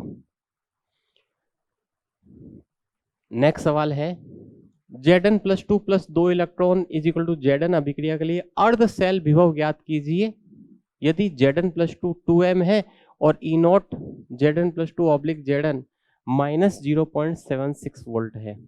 तो स्टूडेंट्स इस क्वेश्चन को सॉल्व करने के लिए हमें इलेक्ट्रोकेमिस्ट्री वाली जो यूनिट है उसमें हम पढ़ते हैं नेस्ट इक्वेशन, उस नेस्ट इक्वेशन को हमें यहाँ पर यूज लेना होगा। तो देखिएगा, सबसे पहली बात नेस्ट इक्वेशन लिखते हैं अपन। आप पढ़ते हैं नेस्ट इक्वेशन क्या होती है, E cell is equal to E naught cell minus 0.0591 divided by N log product की कॉन्सेंट्रेशन डिवाइडेड बाई रिएक्टेंट की कॉन्सेंट्रेशन, प्रोडक्ट की कॉन्सेंट्रेशन डिवाइडेड बाई रिएक्टेंट की कॉन्सेंट्रेशन। ठीक है, चलो, क्या आपको सेल विभव के बारे में पूछा है कि अर्ध सेल विभव के बारे में पूछा है? अर्ध सेल विभव के बारे में पूछ रहा है ना, अर्ध सेल। तो हम इसको ऐसे लिख सकते हैं, ई पूछ रहा है आपसे, है ना, हाफ सेल विभव पूछ रहा है, तो ई Zn प्लस 2 Zn आपसे पूछना चाह रहा है, ये oblique sorry is equal to E naught Zn plus 2 Zn minus 0.0591 को क्वेश्चन सॉल्व करते समय 0.06 कंसिडर किया जा सकता है, तो आप इसको 0.06 कंसिडर कर सकते हैं ताकि कैलकुलेशन आसान हो जाए। N log product divided by reactant. अब प्रोडक्ट कौन होगा और रिएक्टेंट कौन होगा, तो आपको इक्वेशन दी हुई है, देखो ये रिडक्शन की इक्वेशन है, रिडक्शन की इक्वेशन आपको दी हुई है और अपन रिडक्शन पोटेंशियल की बात कर रहे हैं। तो इसमें प्रोडक्ट कौन है बताओ, जिंक है, और रिएक्टेंट कौन है बताओ, जिंक प्लस 2 है, तो ऊपर तो आएगा जिंक और नीचे क्या आएगा बताओ, जिंक प्लस 2। अब आपको है ना E naught Zn plus 2 Zn oblique Zn आपको गिवन है, कितना बताओ, minus 0.76 minus 0.06 divided by n। n क्या होता है? Number of transferred electrons. तो इस इक्वेशन में कितने इलेक्ट्रॉन ये Zn+2 ले रहा है? 2 इलेक्ट्रॉन ले रहा है, तो नीचे लिखेंगे 2। फिर आगे देखो गुणा का निशान है, लोग जिंक की कॉन्सेंट्रेशन है ना, प्योर सॉलिड की कॉन्सेंट्रेशन को हमेशा 1 कंसिडर किया जाता है, तो ऊपर अपन लिखेंगे 1। और Zn+2 की कॉन्सेंट्रेशन आपको गिवन है कितनी बताओ? Zn+2 की कॉन्सेंट्रेशन आपको गिवन है 2, ये यहाँ पे 2। ठीक है, इसको सॉल्व करेंगे। -0.76 माइनस 0.03 इंटू बाई, अब log 1/2 की वैल्यू आपको चाहिए, तो log 1/2 आपको निकालना होगा। log 1/2, log 1/2 is equal to होगा log 1 माइनस log 2। log 1 का वैल्यू आपको पता होता है 0 होता है, log 2 का वैल्यू 0.3010 होता है, तो ये हो जाएगा -0.3010। ये किसकी वैल्यू आई है? ये log 1/2 की आई है। log 1/2 को हम लिख सकते हैं log 1 माइनस log 2। log 1 कितना होता है? 0, और log 2 कितना होता है? 0.3010। तो यहाँ पे हम लिखेंगे -0.3010। ठीक है, अब इस इक्वेशन को इन दोनों को मल्टीप्लाई कीजिएगा, और मल्टीप्लाई करके ये निशान प्लस का हो जाएगा, माइनस माइनस प्लस का हो जाएगा। ठीक है, मल्टीप्लाई करके जो भी प्लस की संख्या आती है उसको अपन इसमें जब ऐड करेंगे, मतलब -0.76 प्लस जब इसको सॉल्व करोगे तो आंसर आपका आएगा 0.75 माइनस का। तो आई होप इस क्वेश्चन में कोई दिक्कत आपके नहीं होनी चाहिए। ठीक है, समझ में आया होगा। -0.76 है, माइनस इसको आप मल्टीप्लाई कीजिएगा, माइनस माइनस प्लस हो जाएगा, और मल्टीप्लाई करोगे तो ये आएगा 0.00903। तो मैं लिख देता हूँ, चलो ये प्लस का हो जाएगा ना, 0.00903 है ना, ये प्लस का हो चुका है, माइनस माइनस मल्टीप्लाई प्लस का हो जाएगा, और जब इसको सॉल्व करोगे तो आंसर आएगा -0.75। नेक्स्ट क्वेश्चन देखिएगा, असत्य कथन पूछ रहा है आपसे, है ना। कौन सा कथन असत्य है? प्रबल विद्युत अपव्यय में तनुता के साथ आयनन बढ़ता है जिससे चालकता बढ़ती है। तो ये कथन है ना असत्य है। क्यों? देखो, प्रबल विद्युत अपव्यय वे विद्युत अपव्यय होते हैं जो प्रत्येक सांद्रता पर पूर्ण रूप से क्या हो जाते हैं? वियोजित हो जाते हैं। Those electrolytes which are completely dissociated at each and every concentration are known as strong electrolytes। तो जब आप स्ट्रॉन्ग इलेक्ट्रोलाइट में वाटर मिलाओगे, वाटर ऐड करोगे, तो उनका आयोनाइजेशन इंक्रीज नहीं होगा, क्योंकि वो पहले से 100% आयोनाइज ऑलमोस्ट हो चुके हैं। तो जब आप उसमें वाटर ऐड करते हो, यानी उनका डाइल्यूशन करते हो, तो आयोनाइजेशन नहीं बढ़ता है, बजाय उनमें क्या होता है, जो आयंस के बीच में अट्रैक्शन फोर्स होता है वो क्या होता जाता है? कम होता जाता है। उस वजह से चालकता बढ़ती है, ना कि आयनन की मात्रा बढ़ने की वजह से। तो आयनन नहीं बढ़ेगा। प्रबल विद्युत अपव्यय में पानी मिलाने पर आयनन नहीं बढ़ता है, आयनों के मध्य आकर्षण बल कम होता है, इस कारण से उनकी क्या होती है? चालकता बढ़ती है। जबकि दुर्बल विद्युत अपव्यय में क्या होता है? पानी मिलाने पर आयनन बढ़ता है, इस कारण से उनकी चालकता बढ़ती है। तो पहला कथन गलत हो गया, क्योंकि आयनन नहीं बढ़ेगा, आयनों के मध्य आकर्षण बल है ना वो कम होगा, इस वजह से चालकता में क्या होगी? वृद्धि। सेल स्थिरांक रो तथा आर का गुणनफल है, तो ये भी गलत बात है। सेल कांस्टेंट क्या होता है? सेल कांस्टेंट होता है किसी भी सेल में दोनों इलेक्ट्रोडों के बीच की दूरी और इलेक्ट्रोड के डूबे भाग का क्षेत्रफल। L/A का जो रेशियो होता है उसको हम क्या कहते हैं? Cell constant. तो ये कथन भी क्या हो गया? गलत हो गया। 1 m ग्लूकोज और 1 m NaCl की चालकता समान है, तो बिल्कुल समान नहीं है। 1 m ग्लूकोज और 1 m NaCl की चालकता समान नहीं है, क्योंकि देखो ये आयनाइज होगा और ये आयनाइज नहीं होगा। तो ग्लूकोज का जो जली विलयन उसमें ग्लूकोज की वजह से कोई चालकता नहीं होगी, क्योंकि ग्लूकोज का आयनाइजेशन नहीं होता।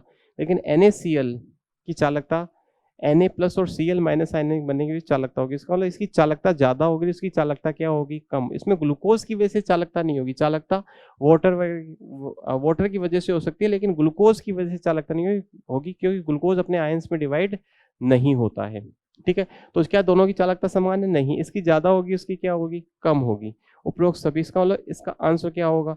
4, है ना। ये सारे कथन क्या है? तीनों के तीनों कथन क्या हो गए? गलत हो गए। नेक्स्ट, सी का मानक इलेक्ट्रोड विभव 0 होता है, बिल्कुल सही बात है। स्टैंडर्ड हाइड्रोजन इलेक्ट्रोड का जो मानक इलेक्ट्रोड विभव है स्टैंडर्ड इलेक्ट्रोड पोटेंशियल है वो 0 होता है ना, according to IUPAC by default 0 माना गया है।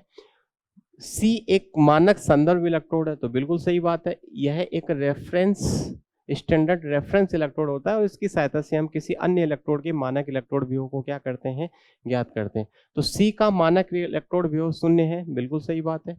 सी एक मानक संदर्भ इलेक्ट्रोड है, सही बात है, लेकिन ये इसका स्पष्टीकरण नहीं है। इसका स्पष्टीकरण ये है कि मानक इलेक्ट्रोड विभव 0 माना गया है बाई IUPAC। तो ए व आर दोनों सत्य हैं, आर ए का सही स्पष्टीकरण है नहीं। ए व आर दोनों सत्य हैं किंतु आर ए का सही स्पष्टीकरण नहीं है। तो इसका आंसर क्या होगा, ऑप्शन नंबर 2 है ना। यहाँ पर ए और आर दोनों सही है बट आर ए का स्पष्टीकरण नहीं दे रहा। मानक इलेक्ट्रोड विभव 0 माना गया है, किसके द्वारा, IUPAC के द्वारा बाय डिफॉल्ट कंसिडर किया गया है। नेक्स्ट क्वेश्चन है, एक सेल जिसमें निम्न अभिक्रिया संपन्न होती है Mg plus 2Ag plus is equal to Mg plus 2 plus 2Ag।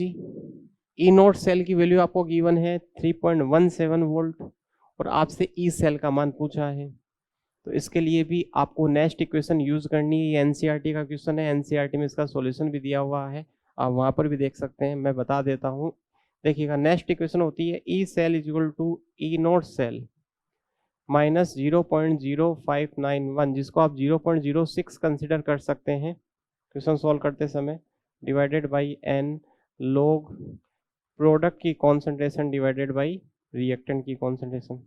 बताओ ई नोट सेल का वैल्यू कितना गिवन है सर, ई नोट सेल का वैल्यू गिवन है 3.17 माइनस 0.06 डिवाइडेड बाई, बताओ मैग्नीशियम कितने इलेक्ट्रॉन रिलीज कर रहा है, 2, और Ag प्लस 2 Ag प्लस कितने इलेक्ट्रॉन ले रहे हैं, 2। इसका मतलब number of transferred electrons, number of moles of transferred electrons कितने हो गए, 2 हो गए, n का मान 2 हो जाएगा, है ना। n क्या होता है, एनोड पर कितने इलेक्ट्रॉन रिलीज हुए और कैथोड पर कितने इलेक्ट्रॉन एक्सेप्ट किए गए, ग्रहण किए गए, तो n का मान 2 हो गया। लोग बताओ प्रोडक्ट की कॉन्सेंट्रेशन बताओ, यहाँ पर प्रोडक्ट कौन है सर, प्रोडक्ट है ये रहा और एक ये रहा, तो इसकी कॉन्सेंट्रेशन तो 1 हो जाएगी क्योंकि सॉलिड की कॉन्सेंट्रेशन कितनी होती है, 1 होती है, और इसकी कॉन्सेंट्रेशन है 0.1। इधर देखो इसकी कॉन्सेंट्रेशन 1 हो जाएगी, उसकी कॉन्सेंट्रेशन बताओ कितनी होगी, है ना, 0.001, है ना, ये कितना है 0.000, 3 पर 0 है ना, 1 की पावर 2 आएगा ना। पावर 2 क्यों आ रहा है, क्योंकि इसका जो कोएफिशिएंट है वो कितना है, 2 है। अब इसको सॉल्व कीजिएगा आप, 3.17 माइनस 0.03, इसको सॉल्व करेंगे, इधर कर लेते हैं, देखिएगा लोग ये हो गया आपका 10 की पावर माइनस 1, और ये देखो 1 2 3 4 यानी 10 की पावर माइनस 4 और 10 की घात माइनस 4 का स्क्वायर है, तो 10 की घात माइनस 8 हो जाएगा क्या, सही है, 10 की घात माइनस 8 हो जाएगा, और 10 की घात माइनस 8 ऊपर जाएगा तो ये बचेगा 10 की पावर 7, ये हो गया लोग 10 की पावर 7। तो यहाँ पे मैं लिख सकता हूँ लोग 10 की पावर 7, पावर कहाँ पे आ जाता है आगे, तो 3.17 गुणा 7 गुणा 1 सेकेंड गुणा 7 गुणा माइनस 0.03 लोग 10, बताओ लोग 10 कितना होता है सर, लोग 10 होता है 1, लोग 10 कितना होता है, 1 होता है। तो आप इसको मल्टीप्लाई कीजिएगा, है ना, मल्टीप्लाई करके इसको जब आप सॉल्व करोगे, ये यहाँ पर माइनस का साइन है ना, ये सॉरी यहाँ पे, अब ठीक है ना, इसको सॉल्व कीजिएगा, 7 का कितना होता है, 21 होता है, तो ये हो जाएगा 0.21, तो 3.17 में से 0.21 घटाओ, 3.17 में से 0.21 घटाओगे तो ये 6 बचेगा, और ये 11 में से 2 गया 9, और ये 2.96, तो आंसर क्या हो जाएगा बताओ, 2.96 वोल्ट। NCERT में इसका सॉल्यूशन दिया हुआ है, आसान क्वेश्चन है, सेम क्वेश्चन आपसे है ना आपके सेकंड ग्रेड एग्जाम में एज इट इज पूछा जा सकता है। नेक्स्ट, गलित सोडियम क्लोराइड के विद्युत अपघटन के लिए 3 एम्पियर धारा से 0.10 मोल क्लोरीन गैस के बनने में कितना समय लगता है। तो ये जो क्वेश्चन है वो आधारित है फैराडे के विद्युत अपघटन के प्रथम नियम पर। This question is based upon the first law of electrolysis of Faraday. और फैराडे के विद्युत अपघटन का जो प्रथम नियम है उसका फॉर्मूला होता है W बराबर ZIT। W बराबर ZIT आप सबने पढ़ा होगा। W बराबर क्या होता है? ZIT। और जहां Z का जो मान होता है वो बराबर होता है E बाई 96,500, E बाई 96,500 गुणा I गुणा T। W बराबर क्या होता है? E बाई 96,500 गुणा I गुणा T। ठीक है। अब आपसे पूछ रहा क्या है, देखो, गलित सोडियम क्लोराइड के विद्युत अपघटन के दौरान 3 एम्पीयर की धारा से, मतलब आई का मान आपको कितना दे दिया? 3 एम्पीयर। ठीक है। और समय पूछ रहा है ना आपसे, टी का मान पूछ रहा है, टी का मान पूछ रहा है। ठीक है। और आई दे दिया, टी पूछ रहा है, और डब्लू आपको गिवन है ना, डब्लू गिवन है कितना बताओ? 0.10 मोल। ठीक है। चलो अब देखिएगा, सबसे पहली बात, हमें यहाँ पर जो W रखना होता है वो ग्राम में रखना होता है। किस में रखना होता है? ग्राम में। लेकिन आपको है ना W की वैल्यू मोल्स में दी हुई है।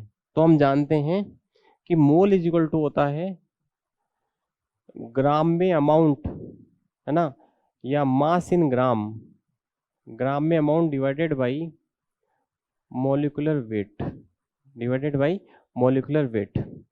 तो ग्राम में अमाउंट हमें पता होना चाहिए। तो ग्राम में अमाउंट इज इक्वल टू होगा मोल इनटू मॉलिक्यूलर वेट। बताओ मोल कितने गिवन है? 0.10। और मॉलिक्यूलर वेट किसका?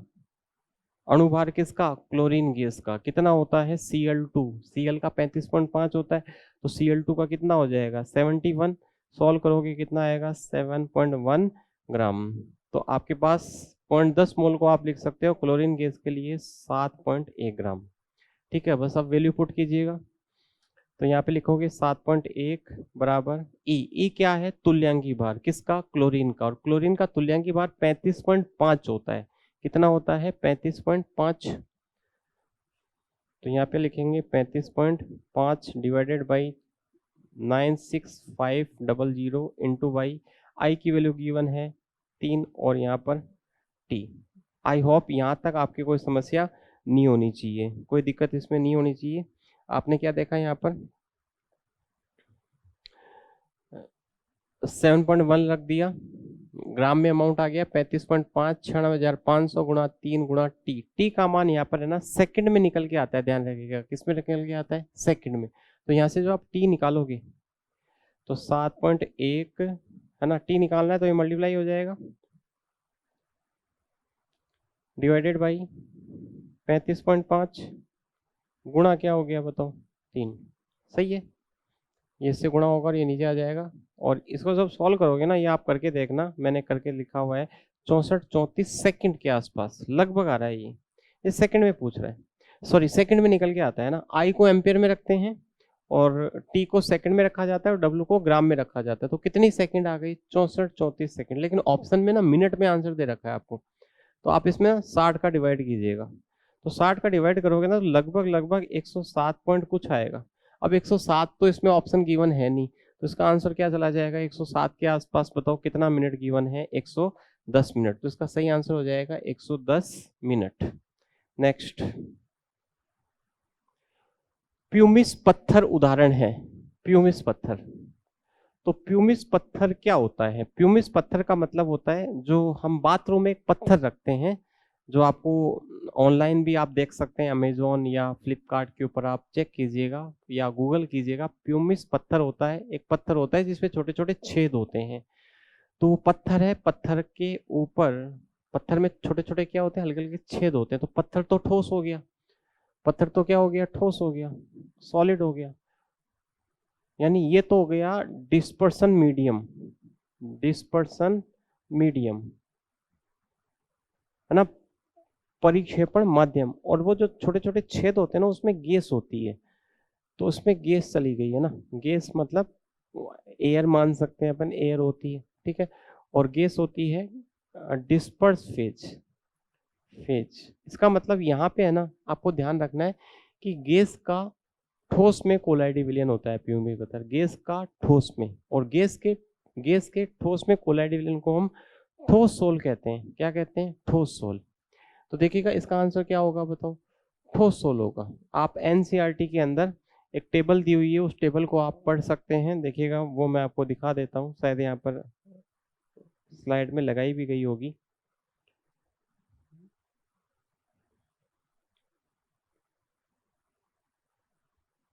ये देखिएगा, ये टेबल है एनसीईआरटी के अंदर। यहाँ पे आप देख सकते हैं प्यूमिस पत्थर ये दिया हुआ।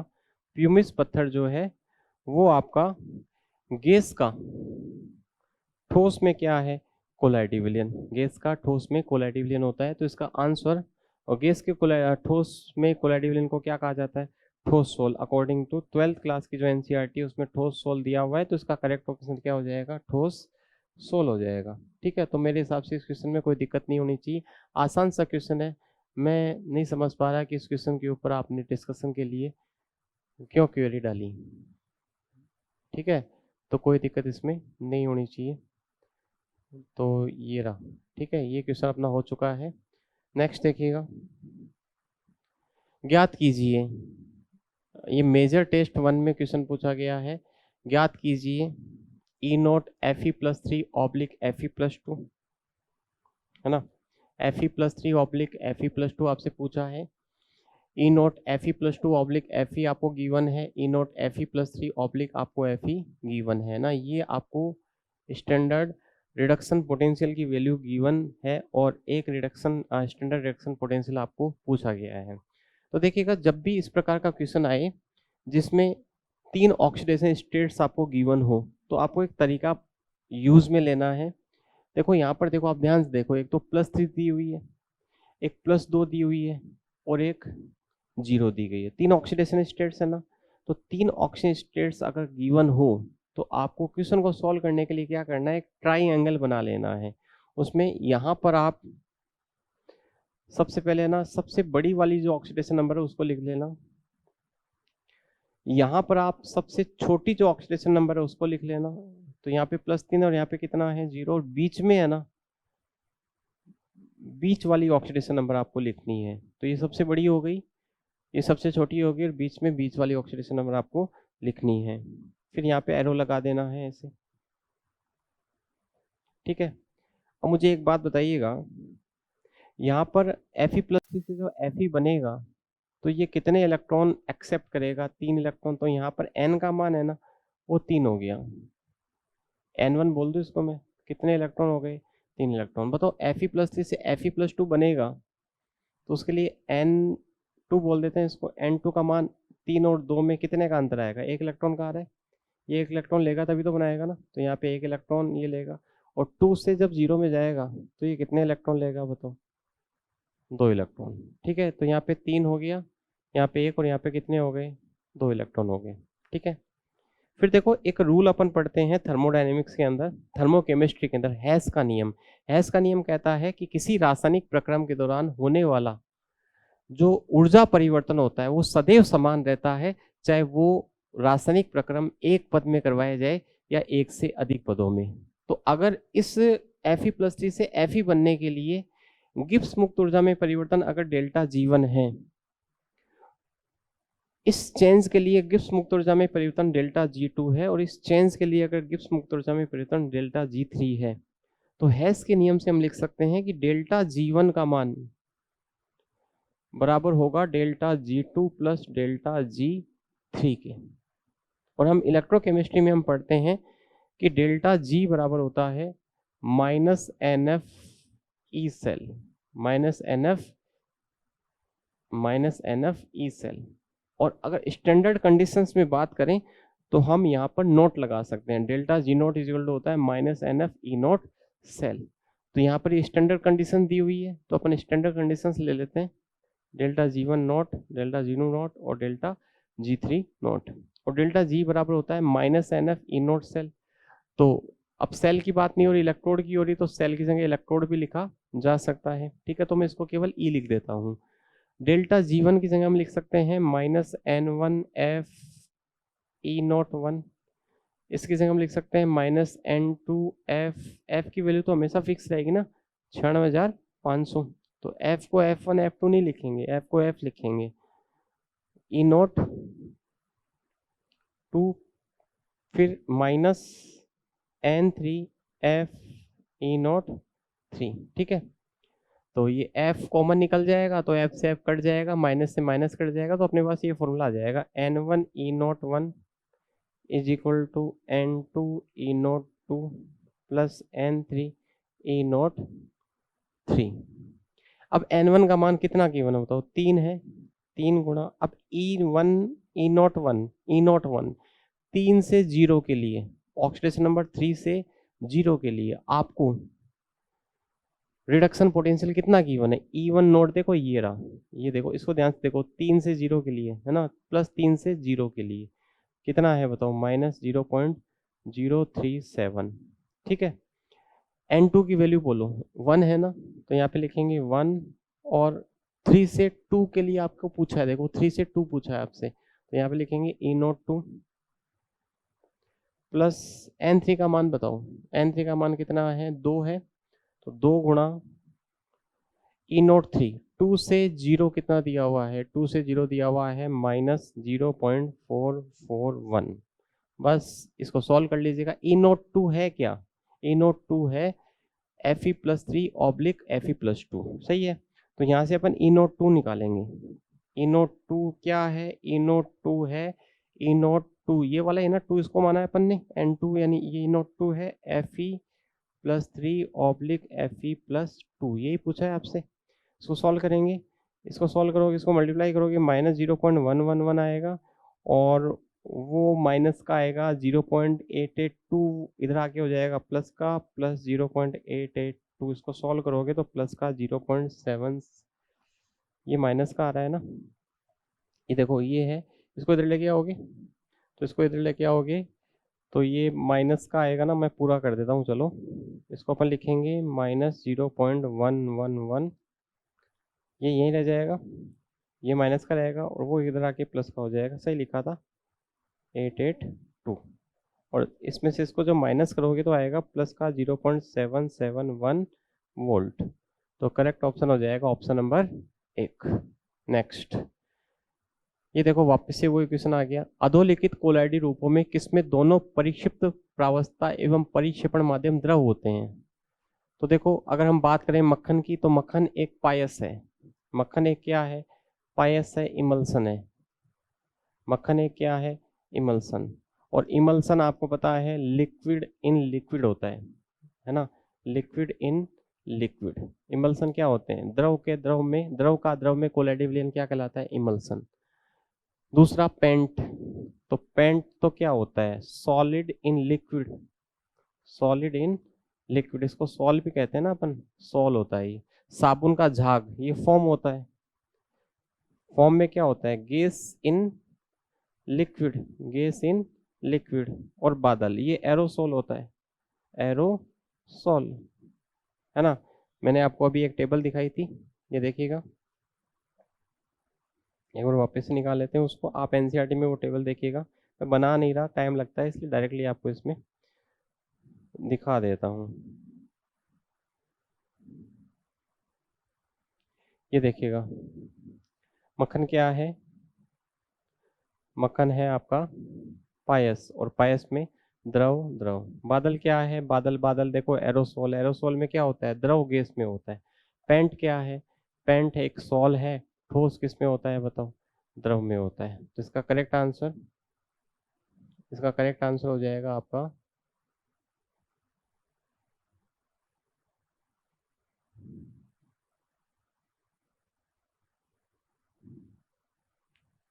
ऑप्शन नंबर मक्खन, है ना, मक्खन ही होगा, पायस। चलो नेक्स्ट देखिएगा, निम्नलिखित में से कौन सी अभिक्रिया में असमानुपातन अभिक्रिया को, निम्नलिखित अभिक्रियाओं में से असमानुपातन अभिक्रिया को पहचानो।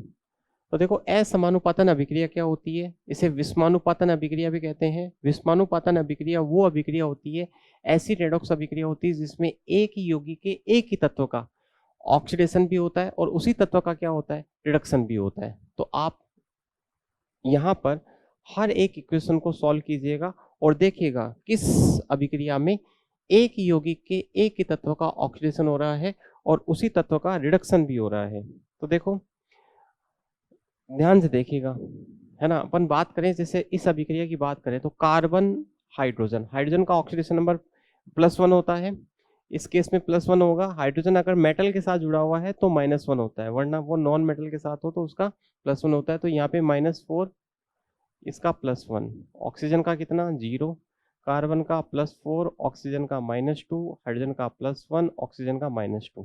ठीक है, तो आप यहाँ पे देख रहे हैं कार्बन का ऑक्सीडेशन नंबर -4 से +4 हो रहा है, हाइड्रोजन के ऑक्सीडेशन नंबर में कोई चेंज नहीं हो रहा, ऑक्सीजन की ऑक्सीडेशन नंबर में -2। रेडॉक्स रिएक्शन तो है बट ये डिस्प्रोपोर्शनल की नहीं है। डिस्प्रोपोर्शनल में विषमानुपातन में एक यौगिक के एक ही तत्व का ऑक्सीडेशन होता है और उसी तत्व का क्या होता है, रिडक्शन। नेक्स्ट यहाँ पे देखो कार्बन का ऑक्सीडेशन नंबर -4, हाइड्रोजन का +1, Cl2 में Cl का 0, इसमें +4, Cl का -1, हाइड्रोजन का +1 और Cl का -1। ऑक्सीडेशन नंबर निकालना आता होगा आपको। तो यहाँ पे देख रहे हैं कार्बन का ऑक्सीडेशन नंबर -4 से +4 हो गया और Cl का ऑक्सीडेशन 0 से -1 हो गया, है ना। ये रेडॉक्स रिएक्शन तो है बट ये डिस्प्रोपोर्शनल या विषमानुपातन रेडॉक्स अभिक्रिया नहीं है, इसको हम कहेंगे इंटरमोलिकुलर रेडॉक्स रिएक्शन। एक अणु का ऑक्सीडेशन हो रहा है और दूसरे का क्या हो रहा है, रिडक्शन। ऐसे ही आप इसमें चेक कीजिएगा। यहाँ पे देखो आप फ्लोरीन का ऑक्सीडेशन नंबर 0 है F2 में, ऑक्सीजन का ऑक्सीडेशन नंबर कितना आएगा, OH- है, आप निकाल सकते हैं। X इसका निकालना है +1 = -1, सही है। तो ये हो जाएगा आपका x +1 = -1, ये हो गया आपका -1 यानी -2।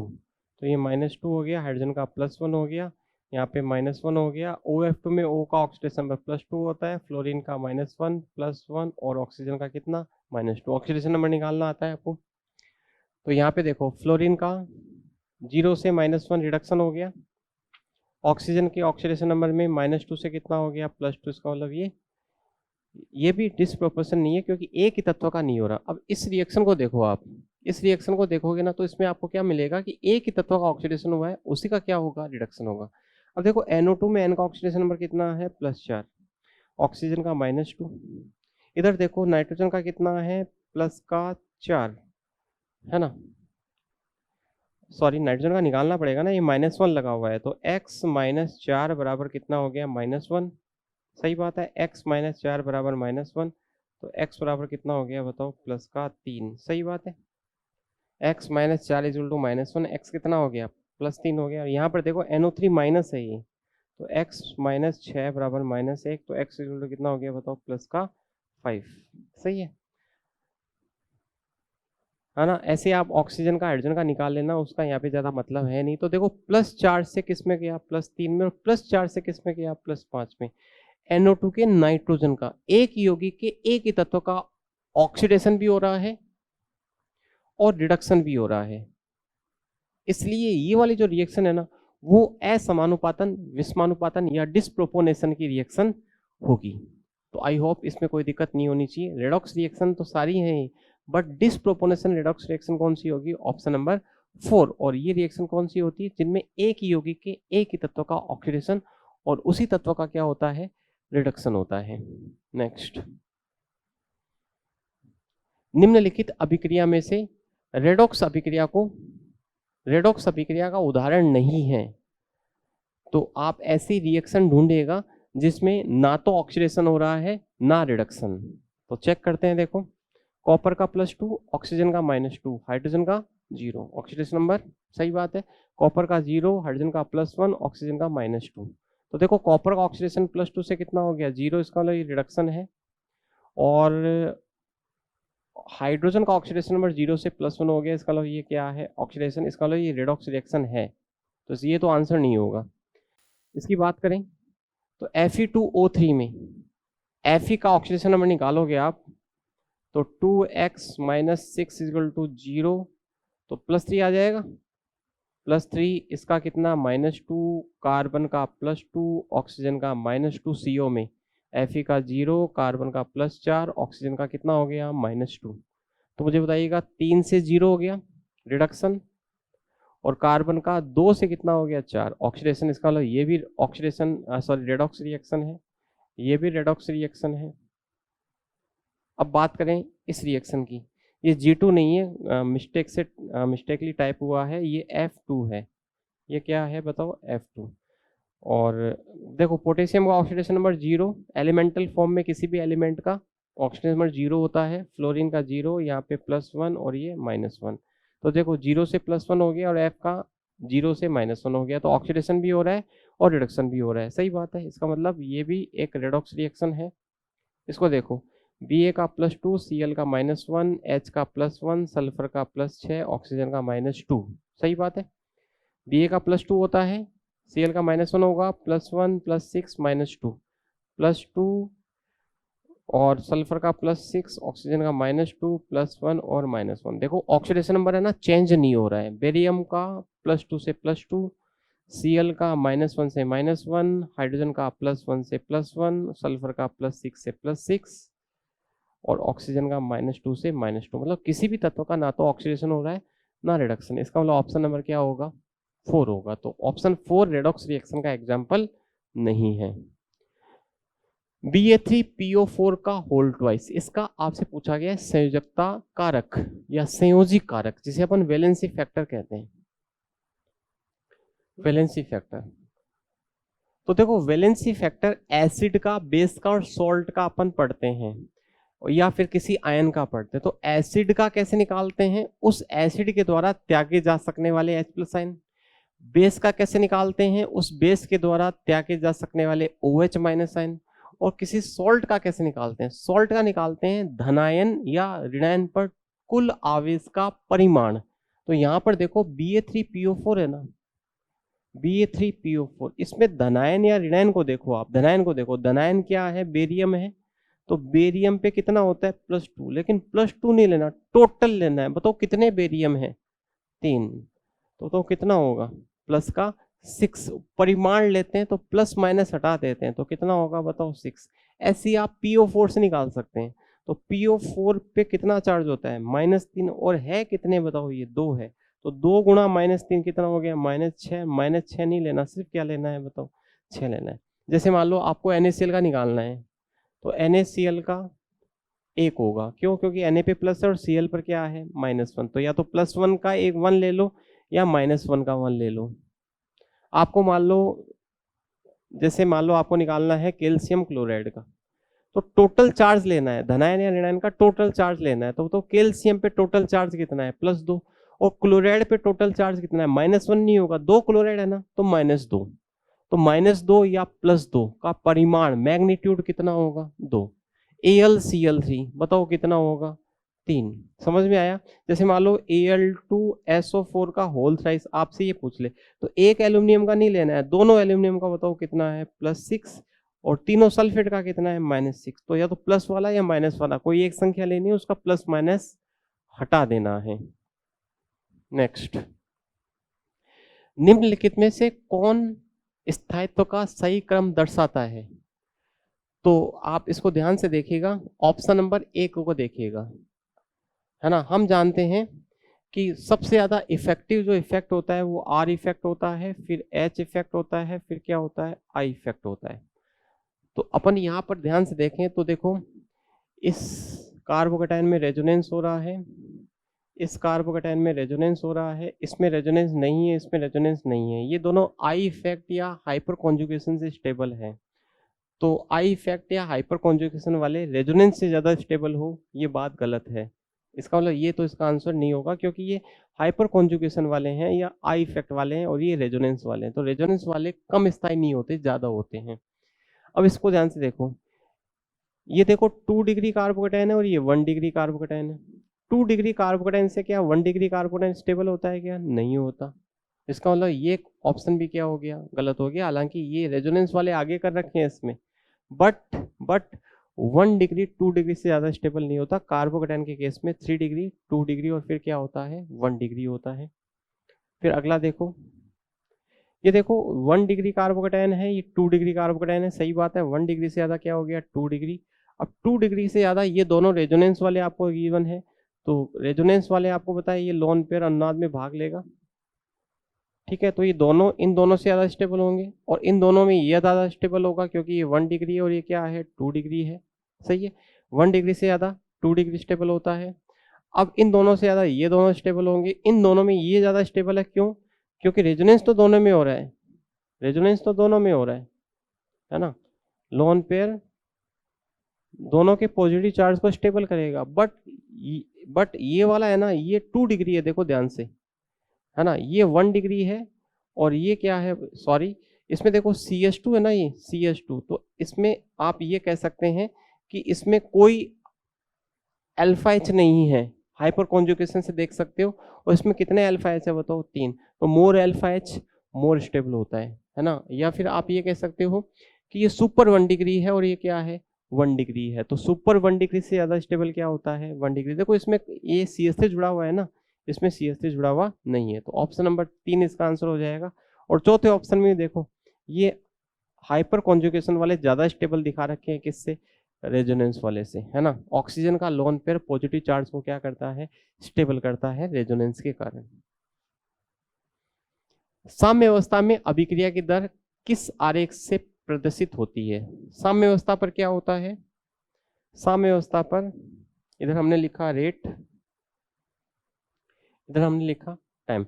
साम्य अवस्था होती है जब किसी रासायनिक अभिक्रिया में अग्र अभिक्रिया का वेग प्रतीप अभिक्रिया के वेग के क्या हो जाता है, बराबर। तो जब भी कोई रासायनिक अभिक्रिया संपन्न होती है तो अग्र अभिक्रिया का वेग धीरे धीरे कम होता है और प्रतीप अभिक्रिया का वेग धीरे धीरे क्या होता है, बढ़ता है। और एक स्थिति ऐसी आती है जब अग्र अभिक्रिया का वेग प्रतीप अभिक्रिया के वेग के क्या हो जाए, बराबर, और उस स्थिति को हम क्या कहते हैं, साम्य अवस्था। तो इस टाइप का जो ग्राफ होता है वो यहाँ पे करेक्ट होगा। तो यहाँ पर देखो ये ग्राफ कौन सा दिया हुआ है, ऑप्शन नंबर 1। अगला क्वेश्चन है, एक साम्य H2OS से H2OL के लिए कौन सा कथन सही है? H2OS और H2OL। H2OS का मतलब हो गया आपका बर्फ और H2OL का मतलब हो गया आपका जल। ठीक है, अब हम जानते हैं बर्फ का आयतन जल की अपेक्षा, बर्फ का आयतन जल की अपेक्षा ज्यादा होता है। पढ़ते हो आप इनऑर्गेनिक में, ओपन केज स्ट्रक्चर के कारण बर्फ का आयतन जल की अपेक्षा क्या होता है, कम होता है। जल का आयतन कम होता है, बर्फ का क्या होता है, ज्यादा होता है। तो ये कह रहा है कि इस साम्य पर दाब का क्या प्रभाव पड़ेगा, ये कहना चाह रहा है ना। तो दाब का क्या प्रभाव पड़ेगा, कथन सत्य पूछ रहा है ये। तो मुझे एक बात बताओ, पहला दाब का क्या प्रभाव पड़ना चाहिए। हम पढ़ते हैं ला सातिले के नियमानुसार कि जब किसी भौतिक साम्य पर दाब का मान बढ़ाया जाता है, आप केमिकल इक्विलिब्रियम में आपने पढ़ा होगा कि जब किसी भौतिक साम्य पर दाब का मान बढ़ाया जाता है तो साम्य उस और विस्थापित होता है जिधर आयतन में कमी आती है, जिधर आयतन में क्या आती है, कमी। दाब बढ़ाने पर साम्य उधर जाता है जिधर आयतन में क्या आती है, कमी। तो मुझे एक बात बताओ, जब आप इस साम्य पर दाब बढ़ाओगे तो ये साम्य उधर जाएगा जिधर आयतन कम है, और आयतन कम किधर है बताओ, जल की ओर। तो ये साम्य किधर भागेगा, आगे की ओर भागेगा। और आगे की ओर भागेगा तो बताओ बर्फ पिघलेगी कि नहीं पिघलेगी, पिघलेगी। बर्फ पिघल के क्या बनाएगी, जल बनाएगी। तो इसका मतलब बर्फ अधिक मात्रा में पिघलेगी, है ना। साम्य आगे जाएगा तो बर्फ अधिक मात्रा में पिघलेगी। इसका मतलब इसका करेक्ट आंसर क्या हो जाएगा, ऑप्शन नंबर 2। दाब परिवर्तन से साम्य पर कोई प्रभाव नहीं पड़ता, पड़ता है, बिल्कुल पड़ेगा। यदि निकाय का दाब बढ़ता है तो बर्फ अधिक पिघलती है, तो बर्फ पिघलेगी, आगे जाएगी, साम्य आगे जाएगा। मेरे कहने का मतलब ये है, यदि निकाय दाब बढ़ता है, निकाय पर दाब बढ़ता है तो द्रव अधिक जमता है, नहीं, गलत बात है। अगर अधिक जमता तो पीछे आता साम्य, ये किधर जाएगा, आगे। और चौथा ऑप्शन नहीं हो सकता, तो आंसर नंबर 2 हो जाएगा। नेक्स्ट, निम्नलिखित विलयनों को NaOH एवं HCl की भिन्न भिन्न सांद्रताओं एवं आयतन के मिश्रणों से बनाया गया है। निम्न में से किसका pH 1 के बराबर होगा?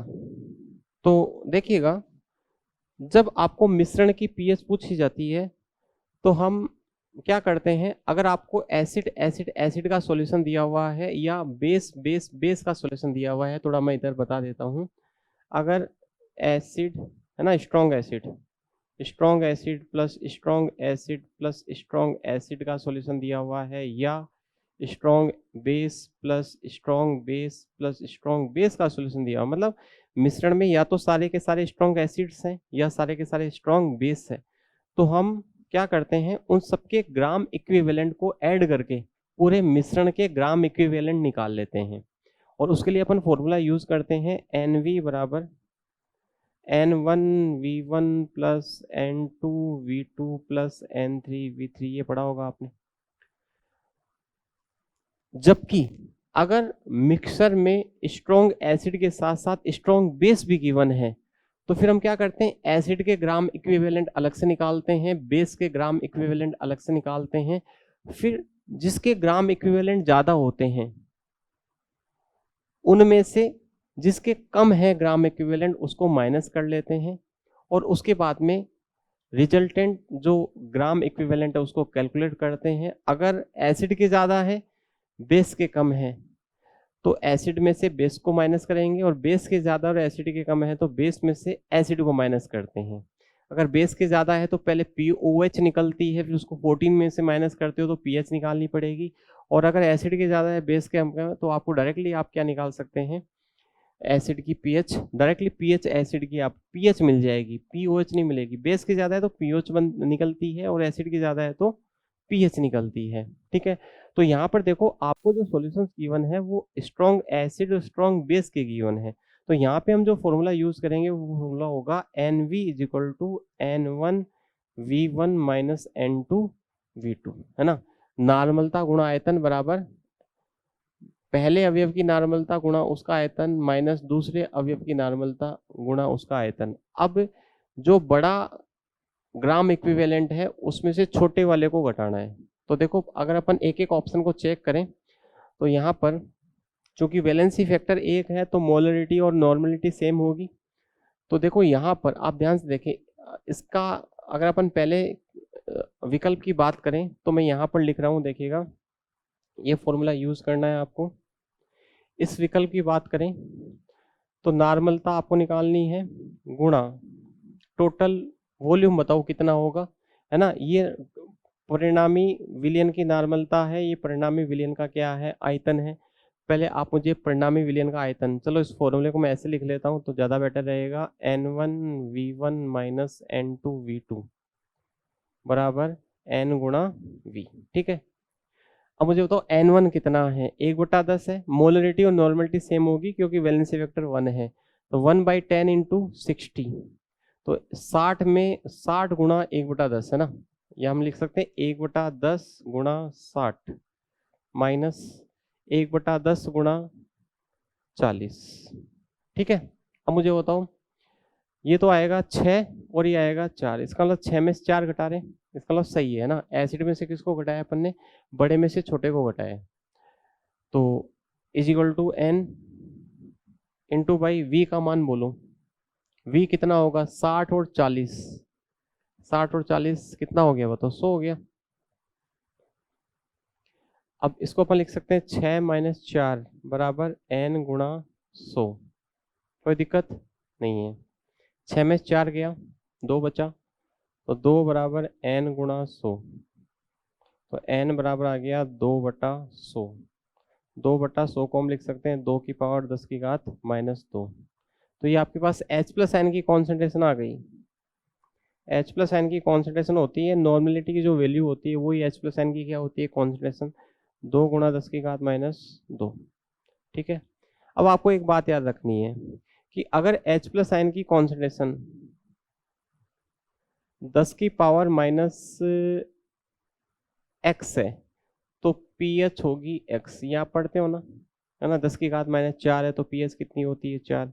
H प्लस 10 की घात -3 है तो pH कितनी होती है, 3। फॉर्मूला क्या यूज करते हो आप, फॉर्मूला यूज करते हो आप pH is equal to minus log H plus, यही यूज करते हो।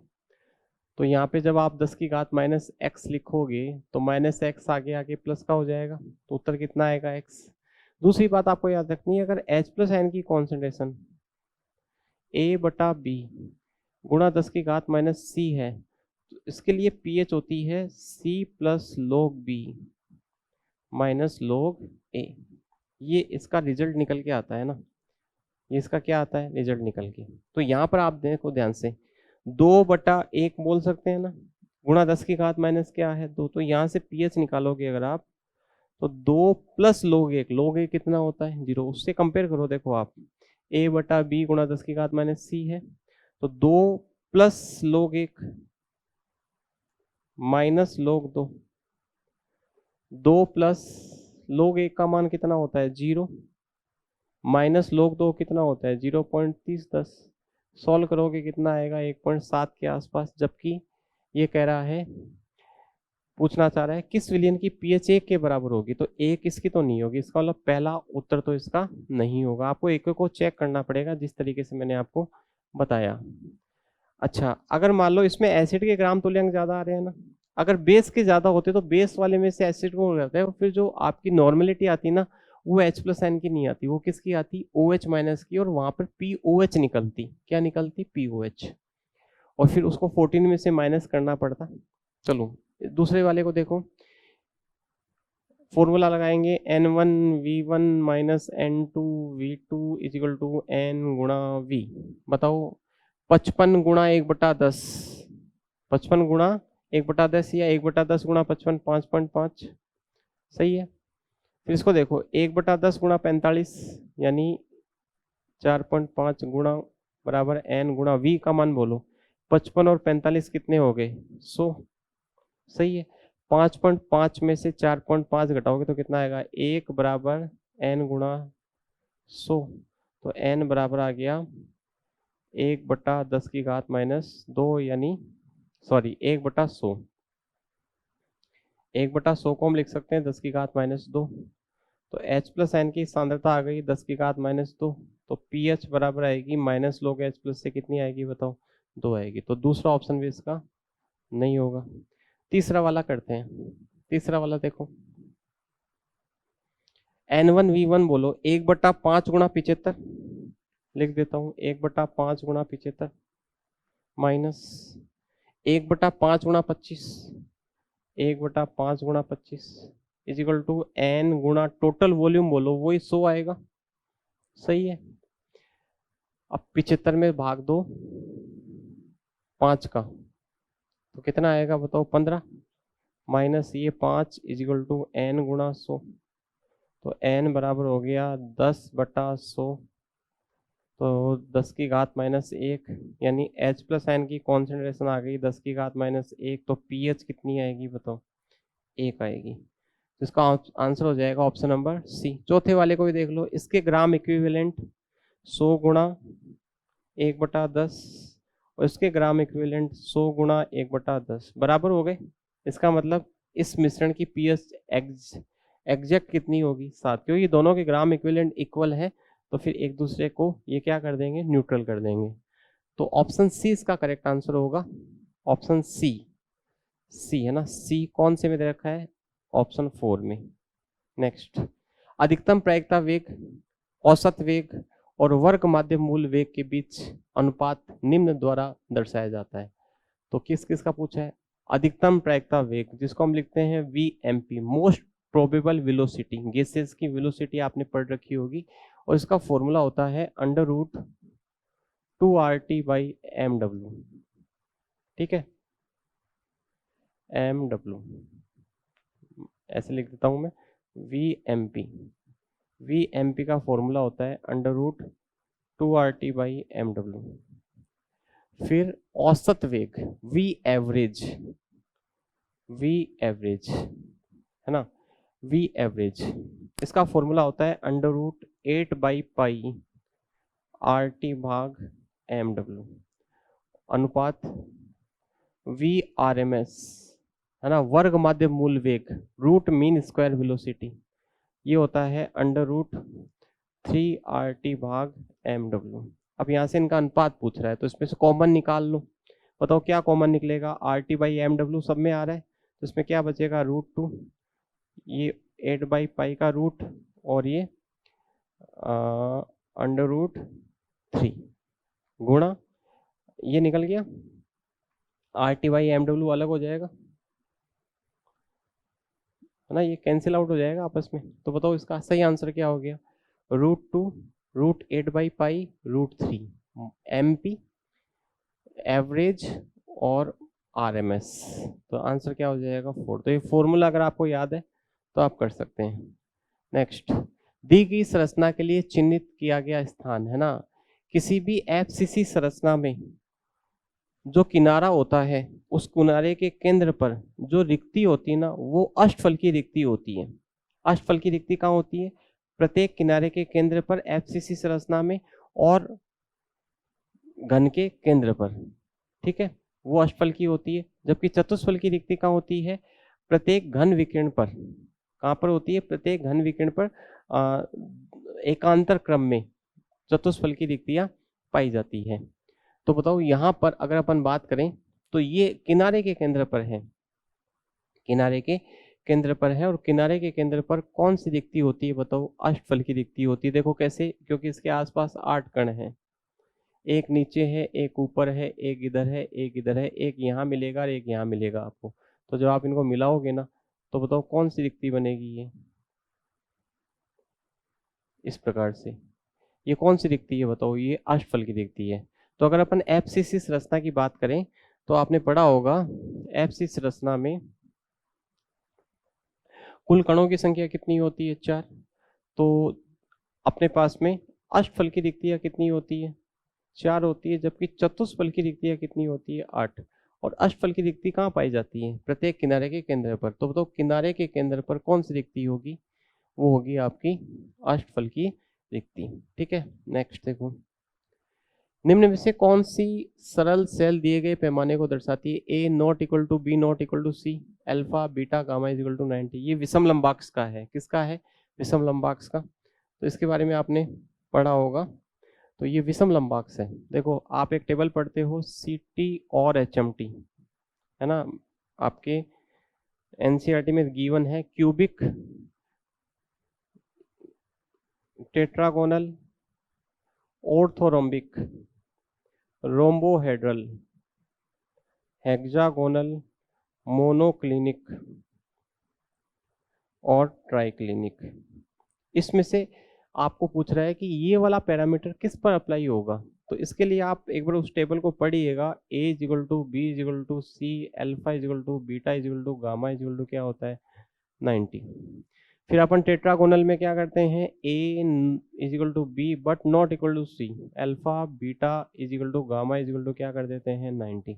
फिर यहाँ पर a not equal to b not equal to c, alpha is equal to beta is equal to gamma is equal to 90 degree, है ना। इस प्रकार से आप इस टेबल को आगे बढ़ाते हैं। तो यहाँ पर आपसे पूछ रहा है कि ये पैरामीटर किसका हो गया? बताओ, ऑर्थोरोम्बिक का हो गया। तो इस क्वेश्चन में शायद प्रॉब्लम ये आई थी, मैं आपको बता देता हूँ कि इसका इंग्लिश वर्जन जो था उसमें थोड़ी मिस्टेक थी, उस वजह से इस क्वेश्चन में ऑब्जेक्शन आया। तो बाकी मेरे हिसाब से इस क्वेश्चन में कोई प्रॉब्लम नहीं होनी चाहिए।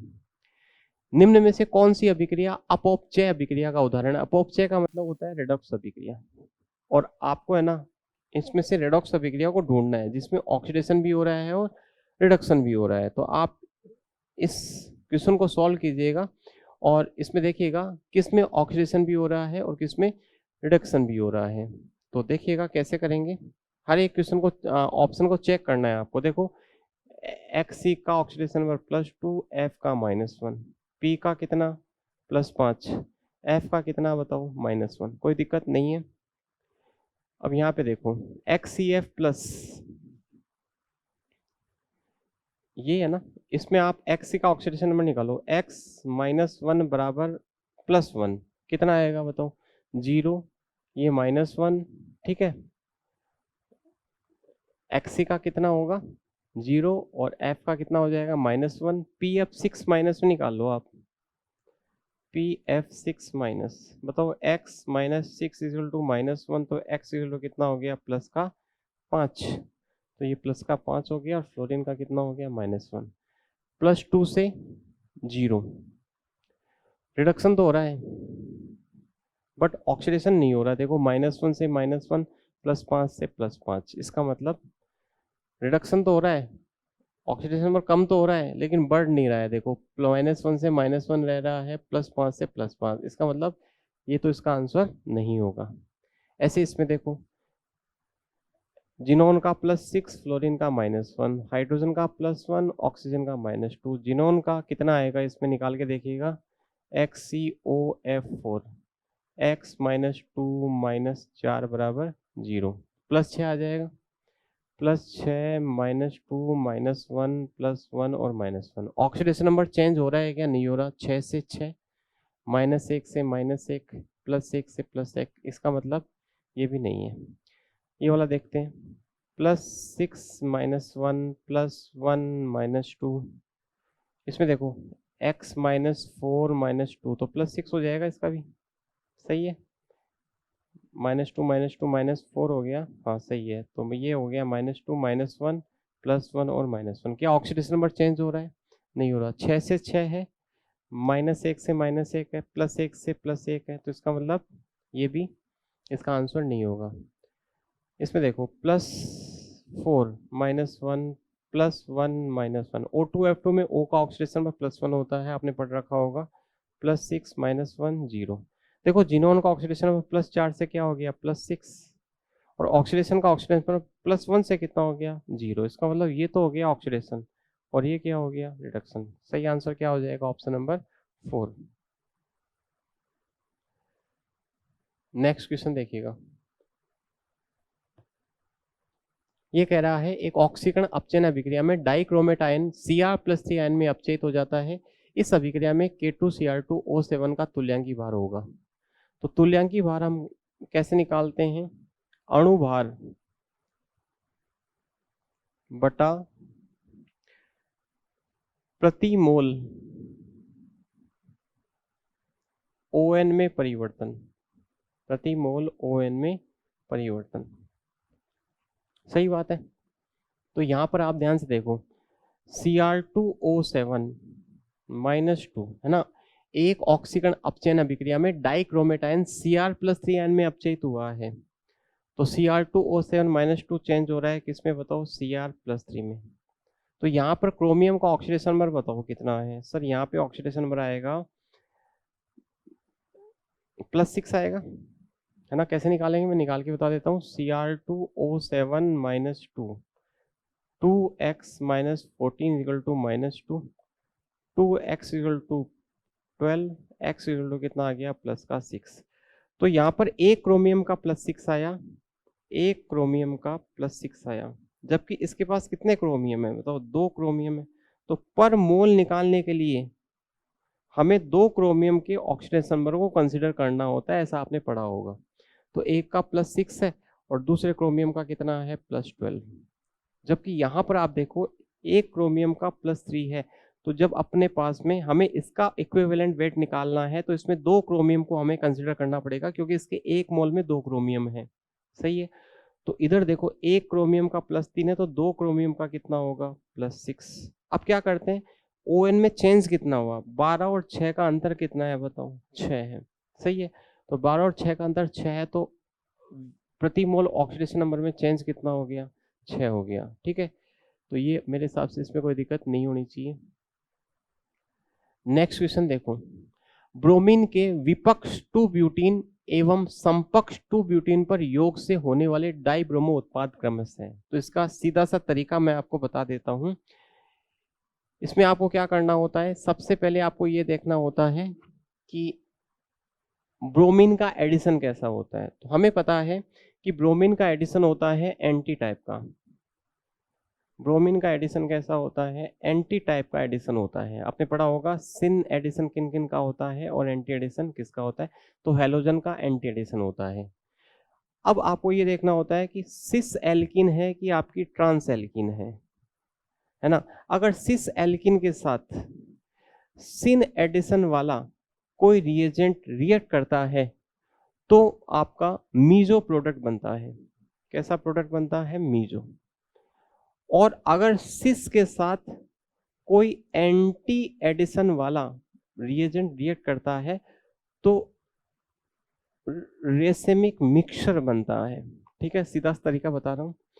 ट्रांस के साथ अगर कोई सिन एडिशन वाला रिएजेंट रिएक्ट करता है, उसका एडिशन होता है, तो प्रोडक्ट रेसेमिक मिक्सचर बनता है। और ट्रांस के साथ अगर एंटी एडिशन वाला कोई रिएजेंट जुड़ता है तो प्रोडक्ट मीजो बनता है। तो देखो समान समान होंगे ना तब तो मीजो बनेगा। सिस सिन है ना, दोनों सेम हो गए, meso. Trans anti meso, but cis के साथ एंटी हो, ट्रांस के साथ सिन हो तो क्या बनेगा, रेसिमिक मिक्सचर। तो अब यहाँ पे देखो ब्रोमीन का एडिशन कैसा होता है, एंटी, जबकि ये विपक्ष है, तो विपक्ष और एंटी मतलब ट्रांस और एंटी क्या बनाएंगे, ट्रांस एंटी, दोनों विपरीत हो गए, ट्रांस एंटी बताओ मीजो बनाएंगे, तो इसका तो बनेगा मीजो।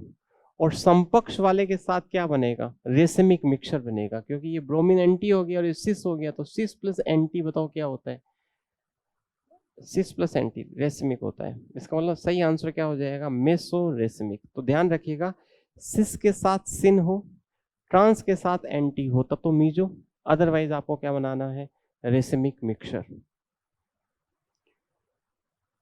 500 से 600 डिग्री सेल्सियस ताप पर प्रोपिन के साथ क्लोरीन गैस की अभिक्रिया से किसके निर्माण के माध्यम से होगी। देखो भैया हाई टेम्परेचर पे है ना, हमेशा रेडिकल्स बनते हैं, हाई टेम्परेचर पर क्या बनते हैं, रेडिकल्स। तो यहाँ पर ये कह रहा है प्रोपिन की अभिक्रिया, ये प्रोपिन है CH2 डबल बॉन्ड CH3। अब यहाँ पे इसकी अभिक्रिया करवाइए किसके साथ बताओ, क्लोरीन के साथ, किस पर, 500 से 600 डिग्री सेल्सियस पर। तो जैसे ही आप हाई टेम्परेचर दोगे तो मुक्त मूलक बनेंगे, और यहाँ पर जो मुक्त मूलक बनेगा वो बनेगा ये वाला मुक्त मूलक, ये वाला, और इसको हम कहते हैं एलिल फ्री रेडिकल, जो कि रेजोनेंस से क्या होता है, स्टेबल होता है। तो एलिल फ्री रेडिकल बताओ, रेडिकल इसमें कौन सा है, ये बनेगा allyl free radical. Carbonium ion नहीं, कार्बोनियम आयन नहीं, एलिल फ्री रेडिकल, एलिल या तो ये वाला होना चाहिए या ये वाला होना चाहिए। उच्च ताप पर मुक्त मूलक बनते हैं। अब इस फ्री रेडिकल को बताओ क्या कहोगे आप, इसको कहोगे allyl free radical. Next question देखिएगा, किसी असमित एल्किन पर पेरोक्साइड की उपस्थिति में हाइड्रोजन आयोडाइड का योग निम्न में से किस अभिक्रिया का अनुसरण करता है ना, एल्किन, किसी असमित एल्किन, जैसे असमित एल्किन है। अब इसकी अभिक्रिया करवाई किसके साथ, HI के साथ, और ये क्या दिया हुआ है, पेरोक्साइड। तो आपने पढ़ा होगा कि पेरोक्साइड केवल HBr के साथ काम करता है। अगर पेरोक्साइड HBr के साथ गिवन है तो आपका एंटी मार्कोनिकॉफ रूल लगेगा, और एंटी मार्कोनिकॉफ रूल की जो अभिक्रिया होती है वो फ्री रेडिकल एडिशन रिएक्शन होती है। अब अगर पेरोक्साइड आपका HI के साथ हो, HCl के साथ हो, तो ऐसे केस में मार्कोनिकॉफ रूल ही लगता है, और रिएक्शन जो होती है वो इलेक्ट्रोफिलिक एडिशन रिएक्शन होती है। पेरोक्साइड का प्रभाव केवल HBr के साथ आता है, और HBr के साथ जब ये प्रभाव आता है तो रिएक्शन फ्री रेडिकल एडिशन होती है। अदरवाइज पेरोक्साइड चाहे हो या नहीं हो, HI और HCl के साथ अपने पास हम ऐसे कह सकते हैं, एक तो HX में क्या क्या होते हैं बताओ, HF होता है, HCl होता है, HBr होता है, HI होता है। अब अगर पेरोक्साइड है वो केवल HBr के साथ काम करता है, HBr के साथ पेरोक्साइड हो तो ही आपको एंटी मार्कोनिकॉफ रूल लगाना है, वरना नहीं लगाना। तो यहाँ पर पेरोक्साइड केवल किसके साथ वर्क करता है, फ्री रेडिकल एडिशन रिएक्शन किसके साथ करता है, केवल HBr के साथ, रिमेनिंग के साथ में वो नहीं करेगा। ठीक है, तो मुझे एक बात बताइएगा, HI के साथ पेरोक्साइड हो या नहीं हो, आपका इलेक्ट्रोफिलिक एडिशन होगा, और इलेक्ट्रोफिलिक एडिशन में आपका आंसर हो जाएगा ऑप्शन नंबर 4। मुक्त मूलक योग कब होता, जब HBr पेरोक्साइड होता है ना। एंटी मार्कोनिकॉफ रूल कब लगता है, जब HBr के साथ पेरोक्साइड हो, HCl के साथ और आपका HI के साथ या HF के साथ पेरोक्साइड हो या नहीं हो, मार्कोनिकॉफ रूल ही लगेगा। और HBr के साथ पेरोक्साइड हो तो क्या लगेगा, एंटी मार्कोनिकॉफ रूल। और एंटी मार्कोनिकॉफ रूल में है ना फ्री रेडिकल एडिशन होता है, और मार्कोनिकॉफ रूल में इलेक्ट्रोफिलिक एडिशन। तो यहाँ पे इलेक्ट्रोफिलिक एडिशन आंसर हो जाएगा ऑप्शन नंबर 4। नेक्स्ट, निम्न में से कौन सा युग्म सही सुमेलित नहीं है। तो ये तो नॉर्मल सा क्वेश्चन है। विटामिन के अल्फा अल्फा बिल्कुल इसमें पाया जाता है। विटामिन ए इसका स्रोत गाजर, बिल्कुल गाजर में होता है। के अल्फा अल्फा में होता है, ए गाजर में होता है। विटामिन डी गेहूं अंकुरित तेल, तो ये भी सही है। विटामिन B12 पालक, नहीं ये गलत है। विटामिन B12 पालक में नहीं होता। विटामिन B12 पाया जाता है एनिमल प्रोडक्ट्स में, जैसे मांस है ना, आपका अंडे हैं, आपका जो डेयरी प्रोडक्ट्स हैं, जो एनिमल प्रोडक्ट्स होते हैं ना, जो हमें जंतुओं से प्राप्त होते हैं। क्या पालक हमें जंतु से प्राप्त होता है? नहीं। तो विटामिन बी 12 का जो स्रोत है वो एनिमल प्रोडक्ट्स होते हैं, मतलब जंतुओं से प्राप्त उत्पादों में, जैसे मांस है, अंडा है, नॉन वेज चीजें जो होती है ना आपकी, वो है। उसके अलावा दूध में, इन सब में क्या होता है, दूध दही, इनमें सब में क्या होता है, विटामिन बी 12 होता है, मतलब जंतुओं के प्रोडक्ट्स में होता है। और अगला और अंतिम क्वेश्चन है जो आपने पूछा है, एमन तथा एमपी क्रमशः न्यूट्रॉन और प्रोटॉन के द्रव्यमान है। यदि किसी तत्व का परमाणु द्रव्यमान m हो तथा इसमें n न्यूट्रॉन और z प्रोटॉन हो तो सही संबंध क्या होगा। तो देखो ये क्वेश्चन जो है वैसे फिजिक्स से रिलेटेड है, लेकिन केमिस्ट्री में डाल दिया गया, तो फिर भी मैं आपको बता देता हूँ कि रेडियो एक्टिविटी में इसके अंदर हम बात करते हैं, जब इसको पढ़ते हैं तो रेडियो एक्टिविटी से रिलेटेड है क्वेश्चन। किसी भी परमाणु का जो द्रव्यमान होता है m, वो उसमें उपस्थित जो घटक है ना, आपका न्यूट्रॉन और प्रोटॉन, न्यूट्रॉन और प्रोटॉन के द्रव्यमानों के योग से क्या होता है, कम होता है। ये बात आपको याद रखनी है। और इसे द्रव्यमान क्षति कहा जाता है। किसी परमाणु का द्रव्यमान उस परमाणु में उपस्थित कुल न्यूट्रॉन और कुल प्रोटॉनों के द्रव्यमानों का जो योग है उससे क्या होता है, कम होता है। और इस आधार पे अगर अपन देखें तो ध्यान से देखो आप कि इसमें ज्यादा बता रखा है, इसमें बराबर बता रखा है, इसमें बराबर बता रखा है, और ये यहाँ पे अगर अपन देखें तो m का मान घटकों के, देखो न्यूट्रॉन का मास और प्रोटॉन का जो मास है उनके मास से इसमें क्या बता रखा है, कम बता रहा है। तो परमाणु का द्रव्यमान उसमें उपस्थित न्यूट्रॉन और प्रोटॉनों के द्रव्यमानों के योग से हमेशा क्या होता है, कम होता है। तो कम, ये देखो m किसका द्रव्यमान है, m है परमाणु का द्रव्यमान। तो परमाणु का द्रव्यमान न्यूट्रॉन के द्रव्यमान और प्रोटॉन के द्रव्यमानों के योग से क्या होगा, कम होगा। तो सही आंसर क्या होगा, ऑप्शन नंबर 1 होगा। तो एक कम टाइम पीरियड में मैंने काफी क्वेश्चंस यहाँ पे आपको करवाने की कोशिश की है। ज्यादा लंबी क्लास अपन नहीं ले सकते क्योंकि परीक्षा आपकी नजदीक है। तो आपको मैंने क्वेश्चंस कैसे सॉल्व करने उसके बारे में एक तरीका बताया है, शॉर्टकट के अंदर बताने की कोशिश की। उम्मीद करता हूँ कि आप सभी लोगों को क्लास पसंद आई होगी। मिलते हैं आपके रिजल्ट के बाद, जब आप सेलेक्ट होते हो उसके बाद मिलेंगे। Thank you very much.